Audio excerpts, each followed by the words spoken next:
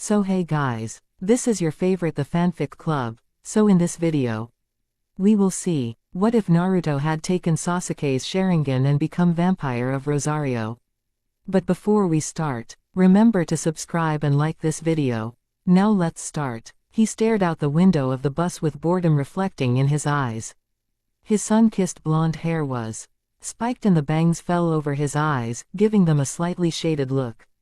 His dark ocean blue eyes looked at everything as the three tomos surrounding the pupil spun lazily, memorizing the colors and shapes of things that went by as the supernatural bus sped through several dimensions. His hand went up to clutch the jade green crystal that hung over his chest and he brushed it softly with his hand. His eyes shut as he thought back to his Bachan and why he was sent away. Flashback. Yesterday morning, Konohagakure, Tsunade's office. The blonde glared down at the floor, pissed at the way things turned out. He clenched his fists and his jaw before asking, why? This is the way it is, Naruto, Tsunade said as a tear fell down her cheek. You lost control at Four Tails and killed Sasuke. As well as taking his Sharingan for yourself. I wasn't aware of what I was doing. He tried to defend himself. His defense only seemed to make the motherly Kage even more depressed. She had tried that defense multiple times and only a few would actually stick their necks out for the blonde after hearing her defense. Turning away to hide her emotions she was quickly losing control of. Tsunade spoke again, regardless. The council has reached a verdict that I cannot overrule. I'm so sorry. Naruto remained silent as he listened to his Bachan to cry softly before leaving the room without another word in a shunshin. He left the next day, not even saying goodbye to anyone he knew. It'd be too hard for him to face his teammate after nearly killing her. He couldn't finalize his promise and he lost control, again. It always happened when he went to Four Tails. His perverted sensei Jiraiya could atone to that. If he had to leave the village to protect it, then it was his duty as a shinobi of Konoha to do so. End flashback. Naruto dropped his hand and put it back into his black jeans pocket. He was being sent to another dimension where, hopefully, the Akatsuki couldn't reach him, where he would be able to learn control over his Biju chakra. He knew he was going to a school for monsters, not that it bothered him. He, for lack of a better definition, was a monster as well. Naruto looked over at his black and silver Konoha-marked duffel bag that held his belongings.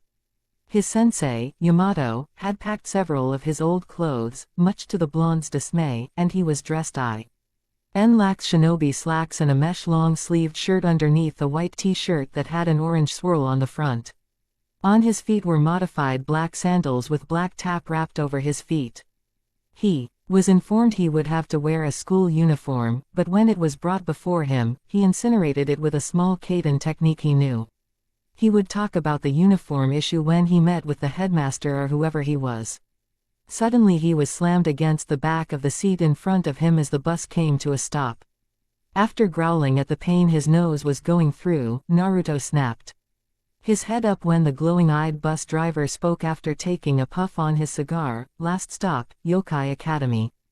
Just be sure to watch yourself, punk. Bite me, fat ass, Naruto grumbled as he swung his duffel over his shoulder and got off the bus. The bus driver laughed before shutting the doors behind him. After that, the bus went off in a hurry, leaving Naruto coughing on the exhaust. Glaring in the direction the bus had left. Naruto barely noticed someone approaching from the right. Look out, a girl called. Naruto turned and was suddenly bowled over by a rush of weight. His head connected with the ground and he yelped in pain. When he looked up, he saw a girl with long pink hair, longer than Sakura's when they were younger, and emerald eyes looking back at him with worry. She was Dr. Est in a plaid skirt and white blouse along with the horrid green blazer he recognized over her shirt. Around the girl's neck was a weird necklace, but he was more concerned of her position. Her hands were on his chest and she was straddling him. Her dress was parted enough to reveal her undergarments to him. Naruto started in an oh-so-smart way as he stared at her panties while trying to complete a thought. The poor 15-year-old couldn't manage anything other than a dumbstruck look. He was snapped out of it when the girl spoke. I'm so sorry, she exclaimed, standing and offering a hand to help him up. Naruto gladly took it and stood, rubbing his sore head and wincing when he felt a small patch of liquid under his fingers. She continued her apology, "I'm anemic and I get dizzy easily, I'm sorry I ran into you." "Really, it's all right," he replied as he rubbed his head over the wound, relaxing as it started to heal before he brought his hand back to examine it. Sure enough, ruby red liquid clung to two of his fingers. What surprised him was the girl now had her attention locked on the red-coated fingers. "Oh, no, you're bleeding. I'm so sorry," she replied as she started to lean onto him. His eyes widened when her head drifted toward his. "Holy shit. Is she going to kiss me? I am not ready for this. Damn it, I knew I should have brushed my teeth twice this morning," the blonde thought. Naruto was shocked again when her head drifted downwards and he felt something pierce his skin. His eyes were now the size of dinner plates as he felt her start draining him of his blood. Akashiya Moka was ecstatic as she drank from this person, this boy. She was sure he was human from his blood, its taste was to die for and it was addictive, even from the first taste she could tell. There was another hint to it. One Moka's senses couldn't determine. It made her heart beat faster in excitement as she took a drink from the boy. When she had landed on him, she could feel the toned muscles underneath the clothes, which only continued to excite her as she thought about them. But the strange eyes he had, blue with three comma-like tomos swirling around his pupil, were what really intrigued her. When her thirst was sated, Moka released the blonde as he clutched his neck and stared at her with fear and confusion. Moka looked at her feet and spoke softly, "I'm sorry I did that, but I'm a vampire." He blinked a few times before sighing and shaking his head. She barely caught the mutter of, "I should have known," before he looked up at her with forgiveness in his eyes. "It's cool," he replied with a small smile before holding his hand out, "Uzumaki Naruto. I can guess from your attire that you are also attending Yokai Academy." "Hi," she replied as she took his hand in the handshake. "I'm Akashiya Moka. Pleasure to make your acquaintance, Naruto-kun." "Same here, Moka-chan," Naruto replied as he smiled when they pulled their hands back. He looked down at her bike and saw it was bent irregularly at the handles and front of it.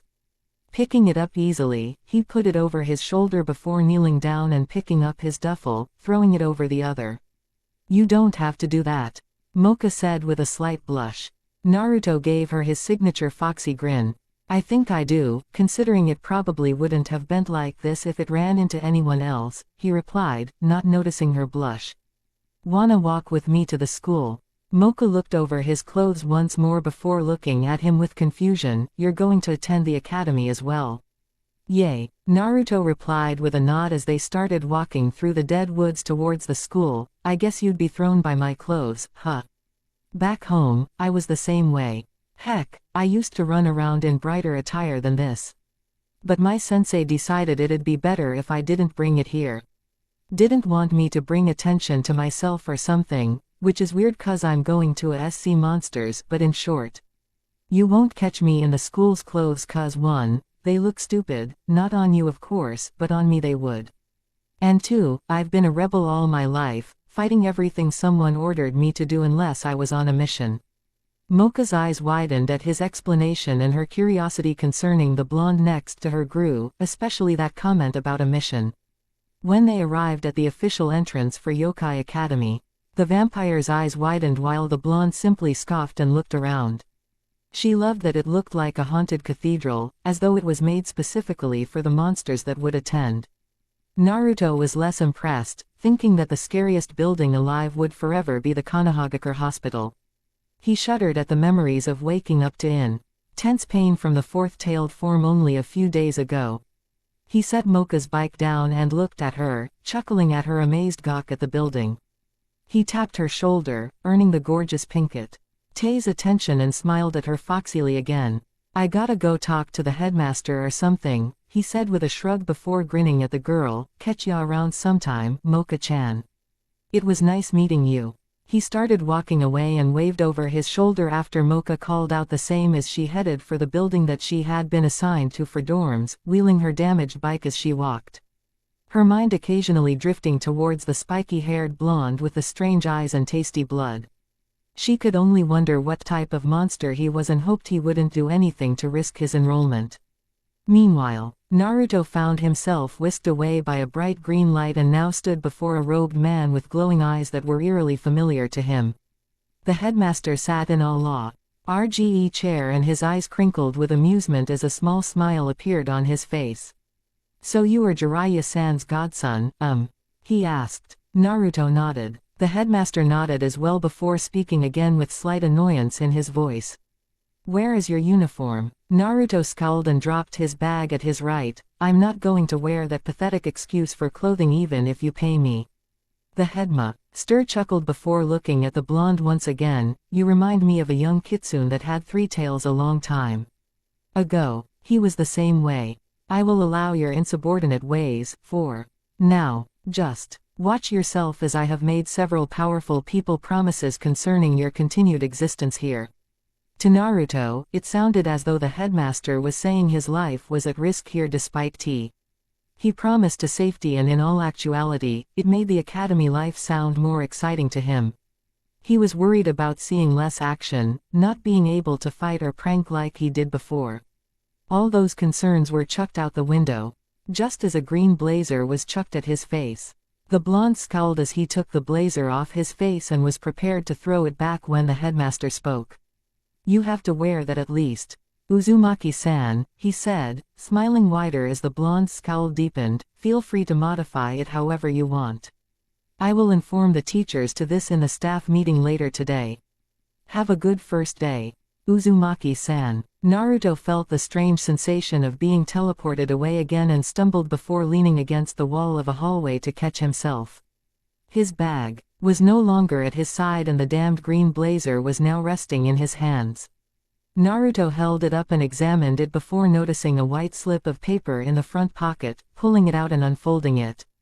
"Class schedule, Oh, and my dorm room as well," Naruto thought as he looked around for a classroom label, searching for his homeroom.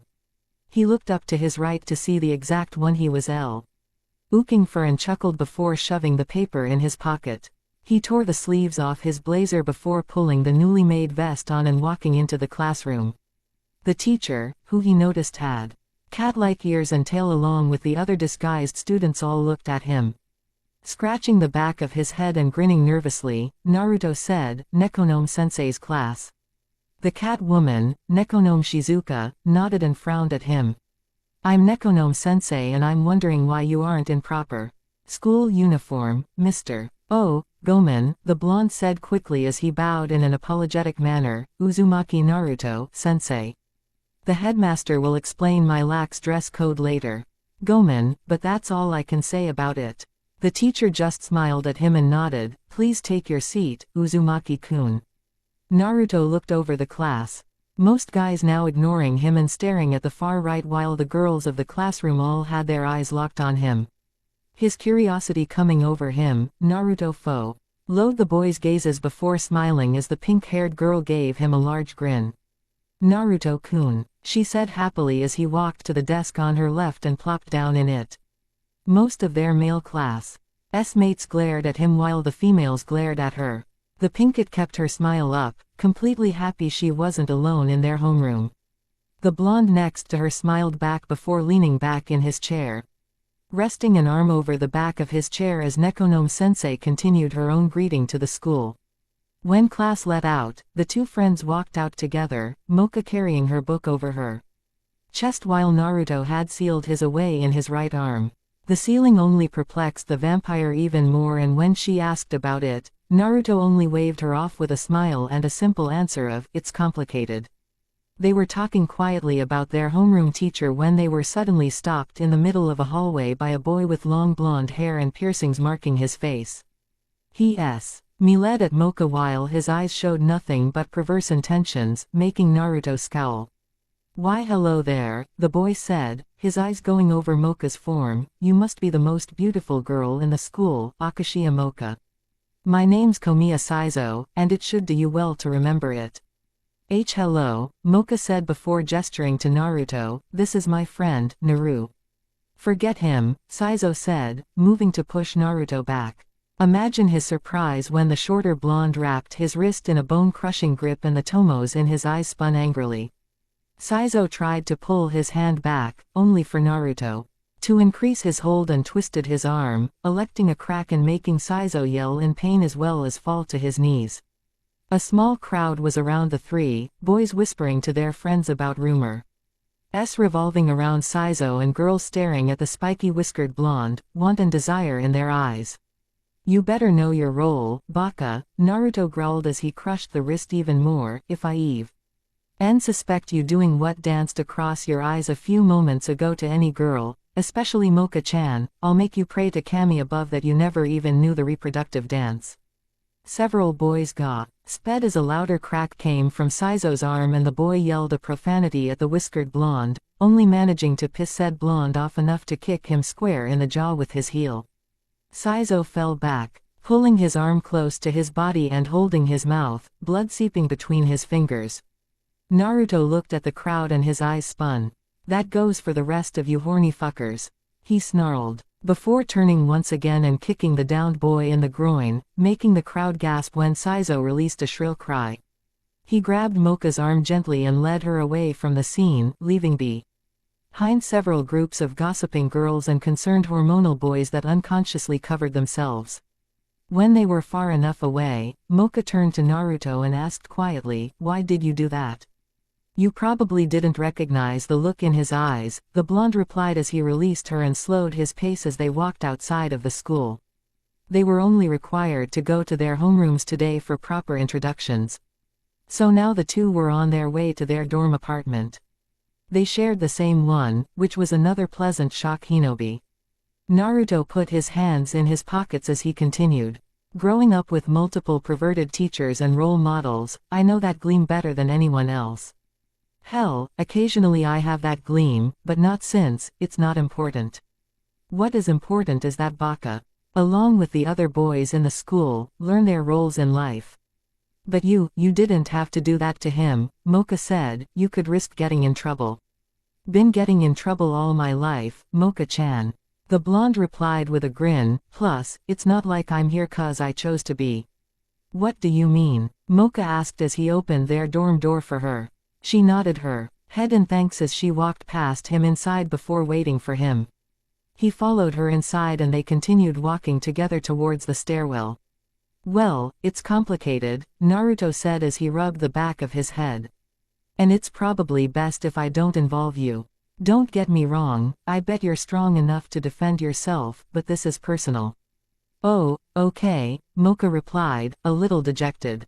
She wished he would open up more to her, and she also wished she could determine what type of monster he was. It was infuriating to the girl that no matter what she thought of another feature belonging to the blonde would cancel out her ideas, mostly his eyes or whisker marks on his cheeks. They walked up the stairs in a comfortable silence, on Naruto's part anyway, before Mocha's stomach rumbled. The vampire blushed in embarrassment while Naruto looked at her with wide eyes before he snickered, making the poor Pinkett blush even more. The blonde took her hand in his and pulled her towards his assigned room.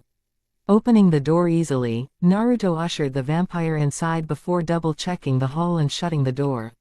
The blonde turned back to the very confused vampire and tilted his head, exposing his neck to her.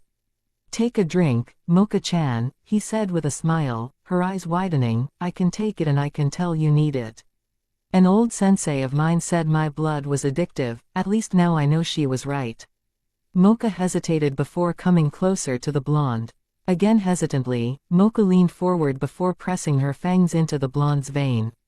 Naruto tensed for a second before relaxing, feeling a slight high and arousal come to him from getting sucked off, pun intended. The vampire softly moaned as his blood flowed into her system, it was like a sinful delicacy, it was so tasty. Before either of them knew what was happening, her arms were around his shoulders, hugging him closer to him as he held her hips in place and occasionally hummed while she fed off his blood. Right as Naruto was starting to feel woozy, Mocha backed off a few steps after gathering some residue blood from his neck and sucking it off her finger. Naruto quickly tilted his neck to the other side, cracking it loudly before he groaned and rubbed his now healing bite mark. The vampire smiled at him, which he saw through one eye as the other was closed, a reaction to the pain of regenerating the tissue that Mocha's fangs had destroyed through their piercing. "Thank you, Naruto-kun," Mocha said in a grateful manner. "I don't know why, but your blood is so tasty." "I know," the blonde groaned before he rolled his neck around once. Seeming to feel better, the whiskered blonde gave her a foxy grin. "Feel free to feed whenever. I tend to recreate blood cells faster than anyone I know." Later that night, the two were examining the surrounding school grounds. They were still walking and talking, getting to know one another better when Mocha finally groaned out of frustration. "Something wrong, Mocha-chan?" Naruto asked, stopping and looking at her in a concerned manner. Mocha shook her head and looked at him once again before she sighed. "I'm sorry, I'm just so frustrated," she said, crossing her arms and pouting. "I've been trying all day to figure out what type of monster you are. You can't be a werewolf, because your blood doesn't taste like poison. Can't be an orc, cyclops, or T-roll because you would have dirt in your bloodstream. I know you aren't a mermaid or any other aquatic monster because I would feel sick. You can't even tell me because it's against the rules. I give up." To her surprise, Naruto simply stared at her before chuckling and putting both hands behind his head in a relaxed manner. He gave her another foxy grin, the same one that sped her heart up and made her feel completely at ease. "That's because I'm not any of those or any other for that matter," he said. "I'm more like a hybrid, I guess." "You guess?" Mocha repeated. Naruto nodded. "Yeah," he replied. "You could say I'm a Kitsune Hanyu, but that's about it." Before Mocha could ask more about his heritage, a familiar voice spoke up. "Finally. I found you." Saizo, now complete with a SL-ing for his right arm and a few front teeth missing from his mouth, hopped out from the tree line. His eyes locked on Naruto before he looked past his target towards the girl with him. A perverted grin appeared on his face. "Mocha-chan is here too. Perfect," the boy said. "After I kick your ass, Uzumaki, I'll take Mocha-chan as my own." Said blonde growled and his tomo spun slowly before his eyes, widened to the size of dinner plates when Saizo's skin stretched and his muscles grew. A flashback to fighting Sasuke at the Valley of the End came to the blonde's mind and he swallowed heavily. That outcome was not fun. When Saizo finished he stood at a whopping 7 feet with gray skin and torn clothes. He smirked down at the frightened-looking blonde before leering at the pinkett behind him. "Don't be afraid, Mocha-chan," Saizo said in a deeper voice. "Once I kick this asshole's ass from here to the moon, you and I can have all the fun we want." Saizo collapsed to his knees. Crad. Ling his once again damaged goods and tears threatened to fall from his glowing eyes. The orc looked up to see the spiky blonde glaring down at him with a fist cocked back and his tomos were spinning rapidly, making Saizo suddenly tired. "I warned you, Baka," Naruto snarled before delivering a bone-shattering punch to the orc's nose. Saizo recoiled in pain and covered his nose with his non-injured hand. To retaliate, he surprised the boy by punching him solidly in the stomach with his injured arm. In actuality, it had healed when he transformed, and now he could use it freely to, knock a certain blonde about 15 feet away. "Naruto-kun," Mocha cried out, rushing to the blonde that had lost all the wind in the punch. Naruto coughed as he sat up when Mocha knelt to his side. Dazed, the blonde muttered, "Hold the soy sauce on that ramen, Tsukijiji." "Mocha-chan, come to daddy," Saizo said with a lecherous grin as he started to walk towards them. Naruto knew those eyes, slitted and blood red, as though glaring into your soul. The spiky-haired blonde swallowed in slight fear before she looked back at the orc that was hesitatingly taking a few steps back. "Ah, what's wrong?" the new Mocha asked him, slowly standing and crossing her arms. "Don't want to play anymore." "A versus vampire, you're a vampire?" Saizo asked with fear on his face. Mocha nodded before taking a step closer to him. Saizo looked her over once again before a lecherous look came over him again and he grinned. "Ah, so what? I'll just make sure you're not too beaten up." Saizo rushed her and brought his fists back before she faded from his sight. He looked around for her, only to be shocked when someone tapped his shoulder and he turned to see Mocha with her fist pulled back. "I'd like to see you try when your jaw is knocked off." Do not touch me, weakling. Know your place, Mocha said coolly before she drove her fist up into his jaw, easily fracturing it. Saizo stumbled back and cupped his when his left arm was grabbed and he was turned around. Standing in front of him was a grinning red-eyed blonde with black eyes and a blue pupil that reminded him of an atom's shape.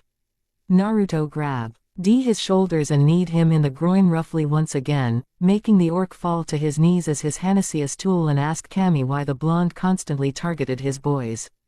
The spiky-haired blonde then grabbed both of the orc's ears, forcing him to look him in the eyes. Tsukuyomi, Naruto snarled, a grin plastered on his face. When he first woke with the eternal Sharingan, he sobbed long and hard.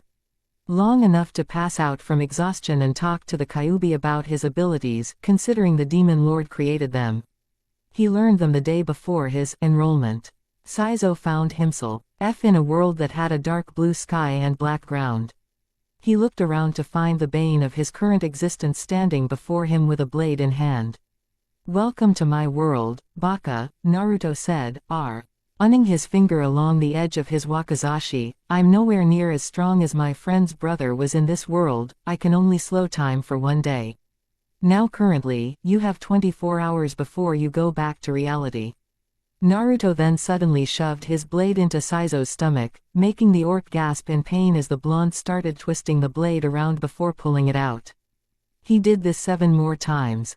Each time he twisted it slower and slower, before he finally stopped and took a step back. Saizo opened his eyes after the feeling of dying passed. Well, that wasn't so bad, Naruto started, further confusing the orc. Now you only have 59 seconds, 59 minutes, and 23 hours left. Saizo screamed as Naruto slowly started to slice him into itty-bitty pieces, continuing his destruction of the orc's mind. A few moments later in the real world, the orc collapsed on his back and blood leaked from his ears and nose along with a green substance mixed in with it. The silver-haired Mocha looked down at the orc with wide eyes, the only thing showing her shock. She looked over at the blonde questionably to see him rubbing his eyes furiously and growling. Then an amazing aroma hit her. It was familiar to her because of her other half. She walked over to the blonde's side, standing only a few inches taller than him. A few moments later, he looked up at her. Dried blood the only residue around his tomoed eyes. Grabbing his head and forcing him to tilt it on the left before she bit into his neck. She drank the heavenly substance, savoring each taste that flowed into her mouth. When Mocha broke away, she wiped her thumb over her bottom lip before sucking on it in a sensual manner. The blonde in front of her just rubbed the spot where she bit him and blinked in confusion. What, Mocha-chan? He asked, now dazed and slightly aroused from the bite. Mocha nodded and knelt down to pick up the rosary that was on the ground. My other self will explain it to you later, Uzumaki. Mocha said before wiping her thumb under his eye and sucking the residue blood off again. Be positive. Naruto nodded and Mocha's mouth turned into a ghost of a smile before placing the rosary around her neck and her features returned to the way they were before. The pink-haired vampire blinked and her eyes returned to the normal green ones they were.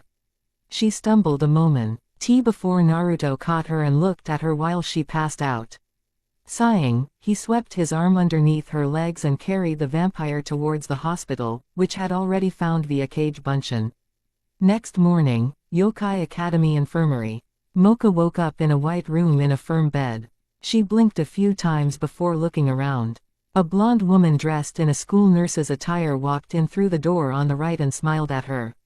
Oh, good morning Akashiya-san. The nurse said in a chipper tone, you look like you've completely recovered. I'm sure your little friend Uzumaki-san will be relieved to hear this. You Uzumaki-san, Mocha repeated with a dazed tone in her voice. Realization struck her and she clarified, Naruto-kun. The nurse nodded and continued to smile. It was so sweet. He seemed so worried when he carried you inside, asking questions about your condition, whether you'd be okay or not. Sigh, if only I managed to find love like that at your age. Mocha's eyes shot open, but before she could correct the nurse, said nurse had ducked back outside to get her release papers approved. Her mind spinning, Mocha sat back and rubbed her temples in an effort to relax when someone spoke. Nurse San said you were feeling better. Mocha's head snapped over to her right to see Naruto standing halfway through the door. She smiled at him and nodded. The whiskered blonde grin. Ned before he walked into the room fully and took a seat on her right. His hands were resting on the arm of the chair he sat in and a silence filled the room. Mocha glanced at him before looking down at her hands in her lap. "You're wondering about last night, aren't you?" Mocha asked quietly, her bangs covering her eyes as her head tilted down. Naruto paused before sighing and nodding his head. T.R.S. dropped down onto her sheet and the blonde's concern grew for his new pink-haired friend. I understand if you hate me now," she said softly around her tears. "The other me, the one you saw last night, she's dangerous." "Yeah, I kind of gathered that," Naruto replied with a chuckle as he rubbed his neck. Mocha shook her head. "No, why you don't understand." The pinkett yelled in a hushed tone. She is my true self. My true vampire side. She'll drink anything, drain anyone, she doesn't care, she's the real me, and I'm. Seeing the poor girl start to become hysteric, Naruto stood from his seat and moved onto the bed, wrapping a comforting arm around her. Being teamed with a girl much like the one next to him, if only in looks alone, helped a little bit with knowing how to comfort girls on off days. Like when he woke up in the hospital for the second time and Sakura walked in, bawling about how worried she was about him. Not about how he killed Sasuke, but him. She was scared for him. Which was insanely better than being scared of him. Mocha buried her face in Naruto's shoulder as she cried her shame out. The Mocha he was currently comforting was so sure she was a false identity. She clung to the whiskered blonde and she sobbed into his shoulder. Unknown to the both of them, the nurse was watching the whole thing, recording it with her cell phone. It was very touching to her. Seeing as she was still single at the reasonable single age of 25, and she was a hopeless romantic. Naruto softly brushed the vampire's hair as she made his shoulder very damp from her sobbing.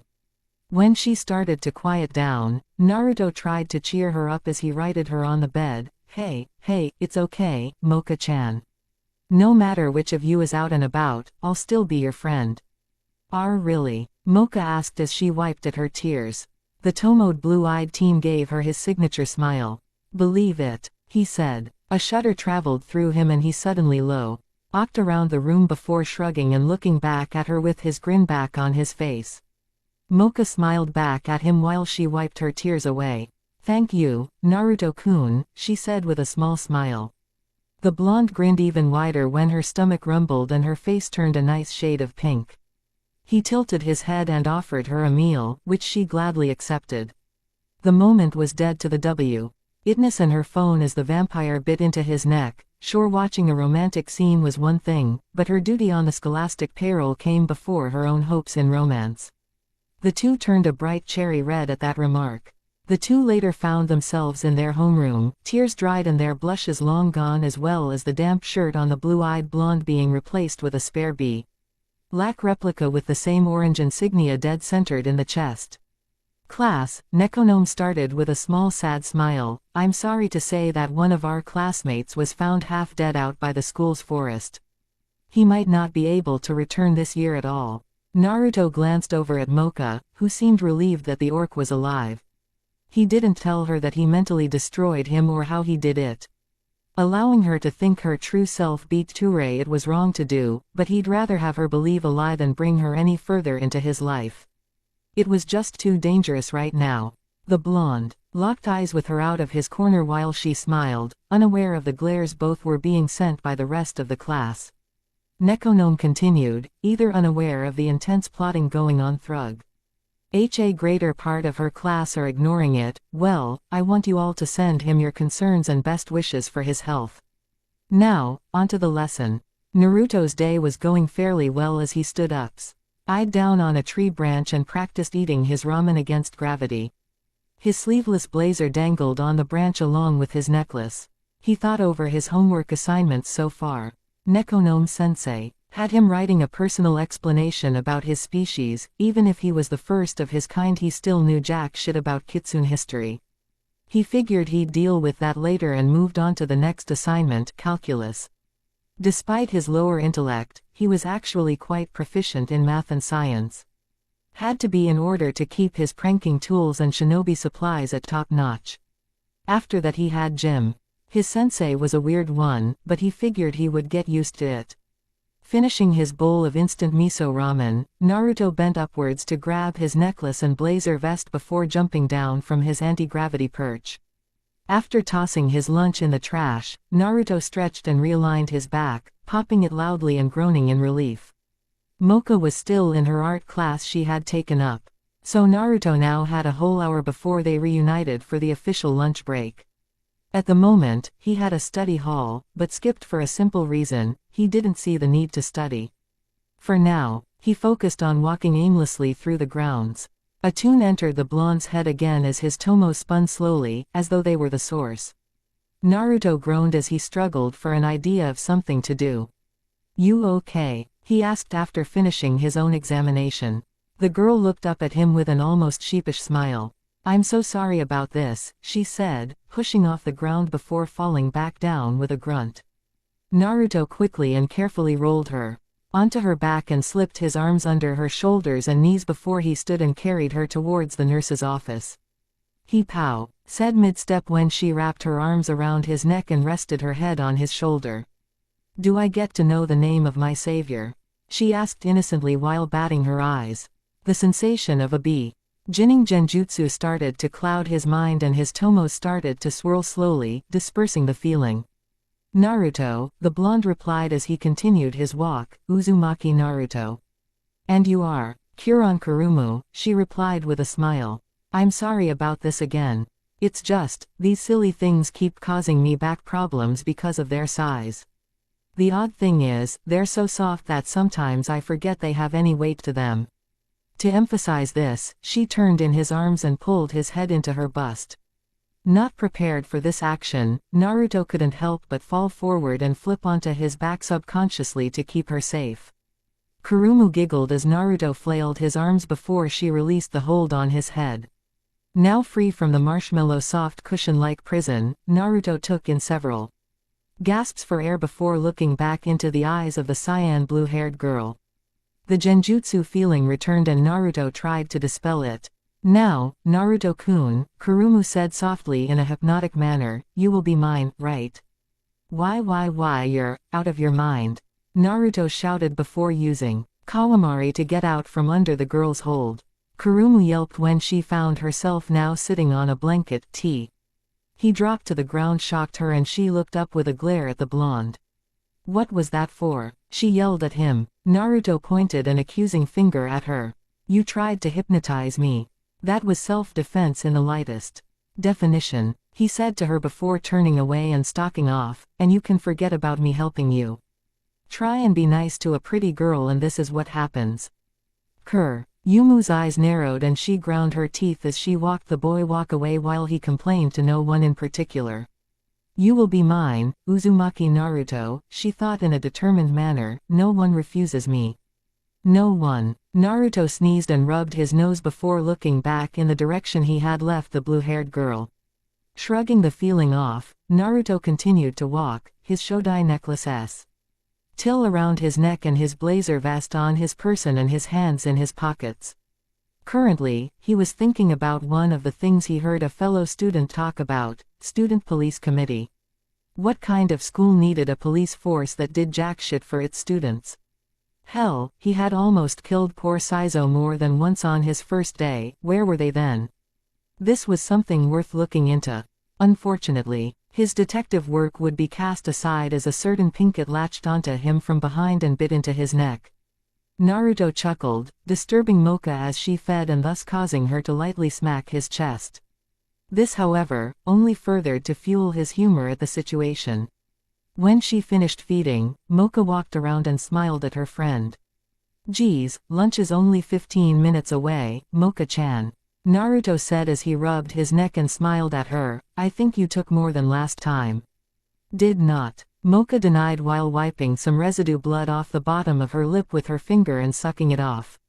After she finished molesting her finger orally and unknowingly teasing the blonde, Mocha turned to her friend and pouted, "Why don't you join my art class, Naruto-kun?" It's fun. Naruto chuckled and interlocked his fingers behind his head. No reason for me to join, Mocha-chan. Aside from it being another class with you. Ah, please, Mocha asked, holding both of her hands in front of her and giving him the same look of a sad puppy. Naruto mentally scowled while externally he sighed. All right, fine. He replied in a defeated tone before crossing his arms and pouting childishly. I'll join the stupid art class. Yay. Mocha cheered as she glomped onto him, making a good portion of the male population glare at the whiskered blonde. Naruto chuckled and hugged her back. Relieved he was free of the damned puppy eye look Mocha gave to him. When he was released, the two continued walking towards the picnic tables outside. Naruto sat on one side with Mocha right across from him and pulled a scroll out of his pocket before unrolling it. Biting down on his thumb to draw blood, he allowed one drip to fall onto the kanji for miso and in a poof of smoke. There was a large bowl of ramen sitting before him. Mocha was wide-eyed and turned to her friend before asking, "How did you do that?" "Magic. Chakra," he corrected with a grin as he lifted the bowl of ramen before rolling the scroll up and storing it away in a back pocket.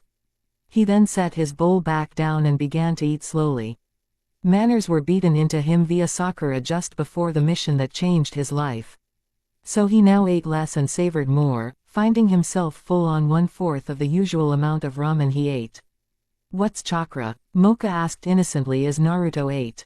Naruto paused in his meal and looked up at her.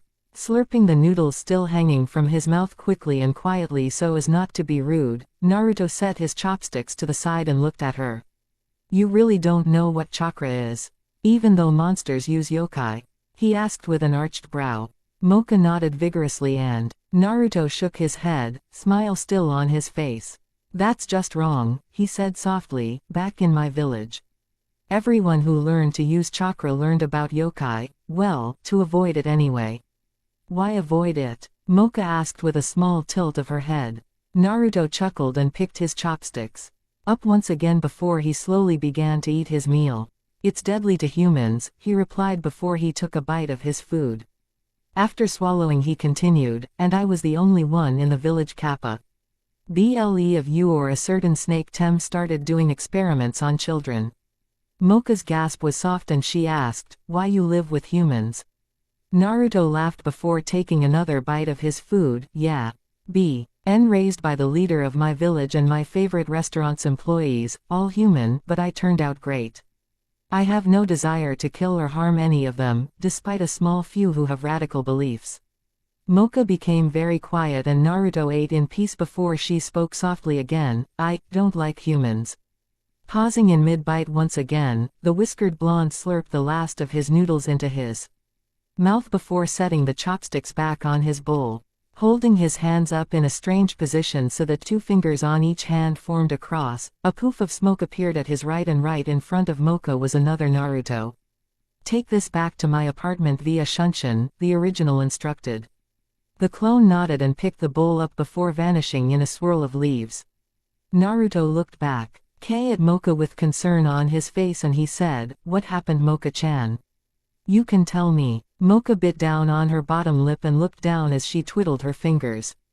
Before she could say anything though, a sudden presence became aware to the both of them when a girl said, "I should have known you were the reason, Akashiya Mocha." Both turned to see a ticked-off looking Kurumu, her hands on her hips and a glare locked on the pinkett. Naruto narrowed his eyes before speaking, "Listen lady, it's not cool to interrupt a conversation. You're ruining everything." Kurumu snarled, seemingly ignoring Naruto, before leaping at Mocha.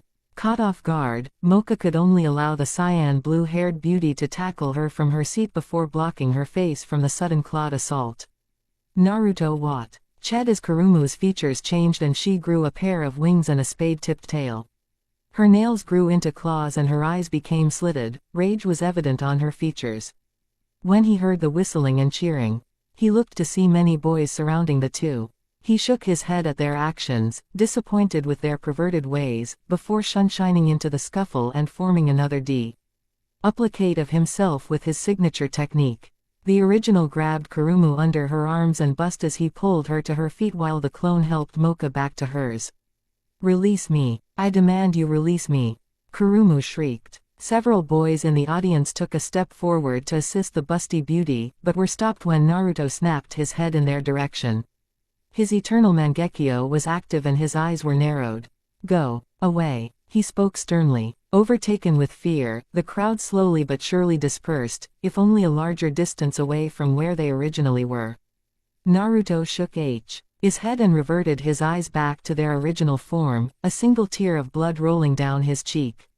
He looked back at the girl in his duplicate's arms and asked, "You okay?" Mocha nodded and the clone dispelled itself in a poof of smoke. The girl struggling in his arms glared heatedly at the Pinkett and the Pinkett glared back. After a moment of staring, Mocha asked, "Why did you attack me?" "Because you're in my way." Kurumu replied with a snarl, "In my way of finding my destined one." Destined one? Mocha and Naruto repeated in confusion. Kurumu continued to glare at the Pinkett while she explained. "I'm a succubus," the cyan blue-haired girl said, her voice turning deadly quiet. "My race, succubi, are dying out and the only way we can reproduce is through finding our destined ones. The only men we will ever be capable of loving." Naruto tilted his head in understanding. "Oh, that explains the genjutsu. One of my senseis is known as the icy succubus, seducing and tricking men with illusions. I always wondered where she would get that name." Kurumu looked over her shoulder at him in shock. "You have succubi in your village?" Naruto grinned. "Nope." The poor succubus was now lost beyond belief and was about to ask the whiskered blonde more when the vampire asked, "What was you plan to find your chosen one?" "Its destined one, you slut." Kurumu snarled, her attitude doing a complete 180. "And if you must know, I was going to seduce every boy in the school."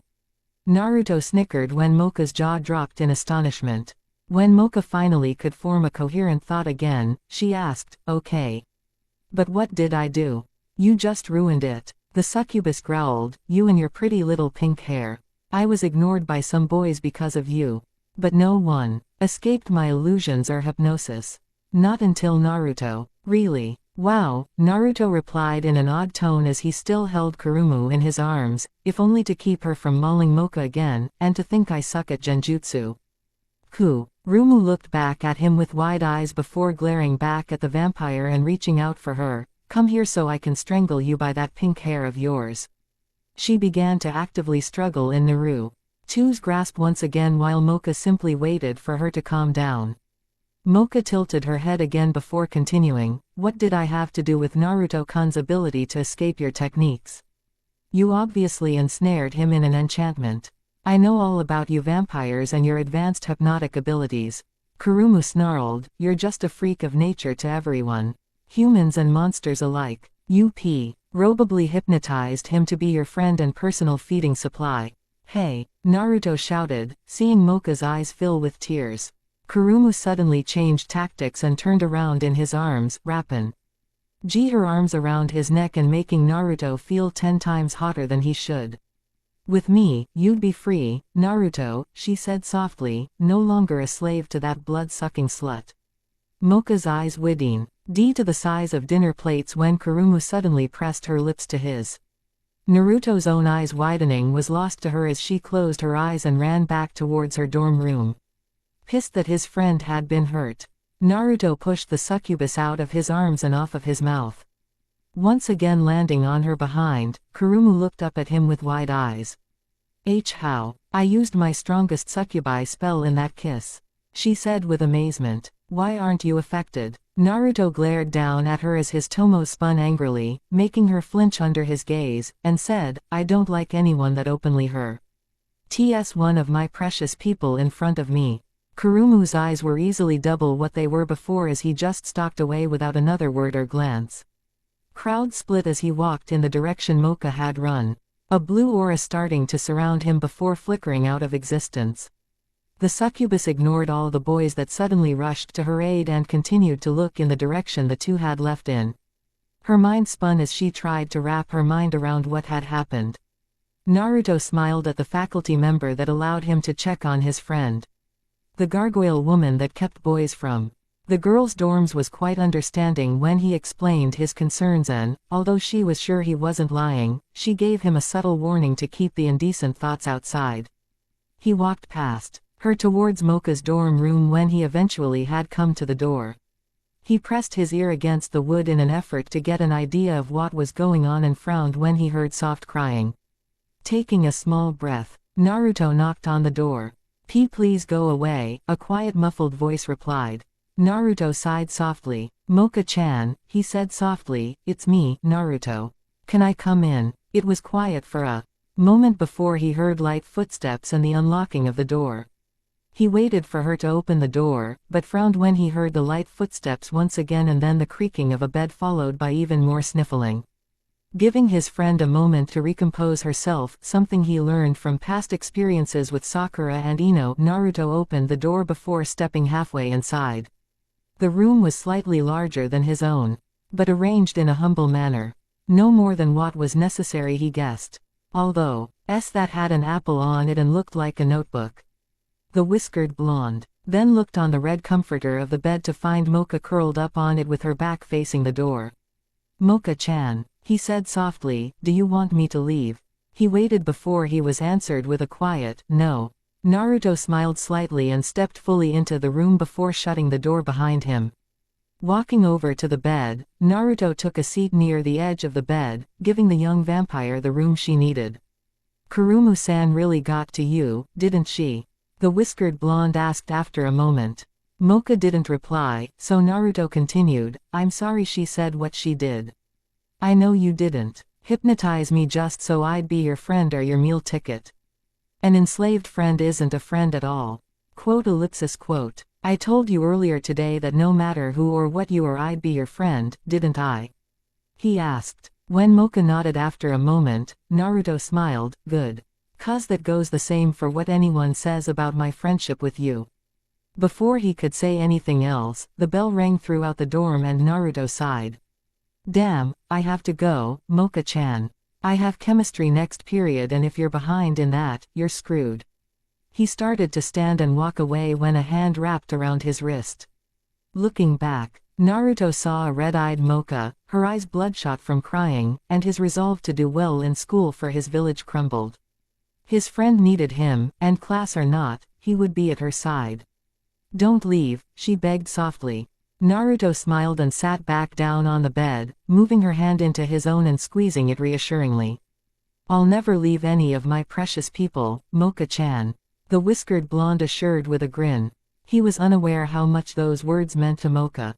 She didn't know what it was about her friend that had caused her to fall for him. Whether it was his smile, his carefree attitude, his aura of mystery, his loyalty, his rebel ways, his kindness, or his blood, she didn't know. All she knew was that she was falling head over heels for the spiky blonde sitting with her. And she would be damned if anyone tried to take him from her. "Thank you, Naruto-kun," Mocha said with a smile as tears glistened in her eyes. In a last-ditch effort to keep her from crying again, the blonde unsealed his homeroom homework from a small slip of paper in his back pocket that had the kanji for work on it. He kept it hidden from her, glad there was no puff of smoke when he unsealed it. Now that that's out of the way, he started, making her look at him with confusion. Naruto surprised her when he pulled his homework out and he looked at her pleadingly, "Can you help me with Nekonomi's homework? Please." The two worked on their homeroom homework for the rest of the night before the gargoyle lady came to inform them it was lights out and they could get in trouble if Naruto remained in her room. After thanking Mocha for her help and bidding her good night, Naruto left her and heading back to the front of the building to go up the stairs to his own room. "You know," the gargoyle woman suddenly spoke up, earning his attention, "I'm curious, do you have an older brother?" "Nope, sorry," Naruto replied with a grin, "got several younger ones though, not by blood, but they look up to me." "Damn," the woman said with a snap of her fingers, "I would have liked to meet a monster like you when I went here. That Mocha girl sure is lucky to have a boyfriend like you." "Yay, wait, what?" Naruto shouted as he turned to her with wide eyes. He was then shown on the computer at the front desk, which he was amazed was more advanced than his village's own compu. The cell phone video made of him and Mocha earlier that morning on a website called Heart Takers, videos of real-life monster romance. The video was titled, "Some Girls Get All the Luck," and he was surprised to hear the nurse from that morning speak softly during his conversation with Mocha. The next morning, Naruto woke up with his arms interlocked behind his head and he stared at the ceiling. He felt as though he was woken up with a slap across the face with a trout. After watching the video, the gargoyle woman, who he learned was named Damana, showed him. On a side note, their viewing was number 3,263,522. He was unaware of how intimate that moment looked to an outsider. Were all his talks with his friends like that? Especially when he tried to comfort them? If so, he wanted to kick himself. Now he had created a view of himself that made him seem like he was a decent guy, which he was, but he and Mocha were only friends. Everyone who watched that video, which he prayed were mostly girls his age, would know doubly now come looking for him and making his life miserable. Too bad he wasn't as good with technology as Rock Lee was. It was a shock that Bushy Brows was a technological genius, but he had gotten over it a while ago. If he was as good at technology as Bushy Brows, he would delete the video from the website. His alarm started to blare and Naruto slammed his right hand, now clutching a kunai, down. The alarm died upon impalement, and alas, it would not be missed by the whiskered blonde. Sitting up and running his hand through his hair, Naruto sighed before standing in, going to the bathroom and beginning his morning rituals. After becoming clean, Naruto checked the time on the wall-mounted clock. Pleased to see he still had 55 minutes before class began, and he sat in the middle of the room in a meditative position to get his chakra in the correct flow, slipping about 5% more of Kyuubi's chakra into it. He convulsed for a moment before he became used to the additional yokai in his system and stood. Naruto then dressed himself in his black jeans, sandals with protective tape over the toes, a long-sleeved fishnet shirt, rolling the sleeves up to his elbow, and to top it off, his white shirt with an orange swirl. The blonde put his shodai necklace on before grabbing his homework and sealing it into a recently drawn seal on his arm. Now set for the day, Naruto grabbed his blazer vest and carried it with him as he went downstairs. He was greeted by an extremely happy Mocha, which earned him a secretive smirk from Damana, and smiled at her. "Good morning, Mocha-chan." Naruto greeted the vampire with a grin. "Good morning, Naruto-kun." Mocha replied, bouncing eagerly from one foot to the other. "I know you just woke up and are probably looking forward to eating breakfast, but..." Naruto chuckled and tilted his head. "Go ahead, Mocha-chan." Before the words left his mouth, the girl was latched to his neck and drinking her fill happily. Her arms were also wrapped around his waist, an action shocking the blonde but one he welcomed nonetheless. When he chuckled slightly to show his amusement, Mocha pinched him on the small of his back, making him yip before she returned to her meal and hugged herself closer to him. It made her feel as though he was all hers, no one else's. Hers and hers alone, her Uzumaki Naruto. She could get used to thinking that. When Mocha finished draining him of his life source, Naruto cracked his neck and rubbed it as he usually did. He smiled at her and opened the door for her, where she was promptly bombarded by her small fan club. "Marry me. I love you. Call me. Walk to school with me." It amazed Naruto that she ignored them and instead chose walk with him. Despite the fact she knew he was a Hanyu, the fanboys all scowled when she stopped in her walk and looked back at him with a smile. In their minds, they feared the blonde to the core. They had seen his strange eyes from time to time, and they had absolutely no idea what type of monster he was, but their hormones wouldn't stand for the fact the blonde had nagged to snare the gorgeous girl before they could. A single bold boy took a step forward and leered at Mocha. "Excuse me, miss, but why are you with that loser of a monster? Wouldn't you rather be with a real monster? One like me?" A moment later he was lying on the ground and Sabanjin sure what had happened. One minute he was leering at Mocha, he took a side glance at the blonde and bam. He was on the ground. The blonde didn't even move. They all looked at him and he looked back, at every single one of them. They bailed when they saw his eyes, the black orbs with blue atom-shaped pupils. Naruto looked back down at the sobbing boy and grabbed him by the collar of his blazer with both hands before he slammed him into the wall of the dorm. Leave her alone, Naruto growled quietly, you keep your distance. I've seen what fans do to people. It destroys them. I will not let that happen to my friends. Now get lost. The boy ran off, a noticeable stain on his khaki pants over his crotch. Naruto rubbed his eyes, clearing the blood tears that gathered from the use of his eyes before he looked back at a concerned Mocha. He gave her a foxy grin and was about to reassure her worries when another voice spoke up. Naruto-kun. Naruto and Mocha both turned to see a cyan blue-haired succubus standing awkwardly to their right with her hands behind her back. The vampire scowled while the whisk-curd blonde merely arched a brow and put his hands in his pockets. Kurumu bit down on her lip and looked at her feet before looking up at the blonde again. I wanted to apologize to you and Mocha. I was wrong in my assumptions. I was also wrong to say those things about Mocha. I want to start over. What is your game, succubus? Mocha hissed. Naruto raised an arm and gave her a glance from the corner of his eyes before looking back at the blue-haired buxom girl. I accept your apology, he said, making the blue-haired girl perk up, only to dash the happiness when he continued, to me. You want a new start. You apologize to Mocha-chan, too. Right here and now. To say the two of them were shocked at his stipulations would be an understatement. Naruto crossed his arms and leaned against the wall before looking between them both.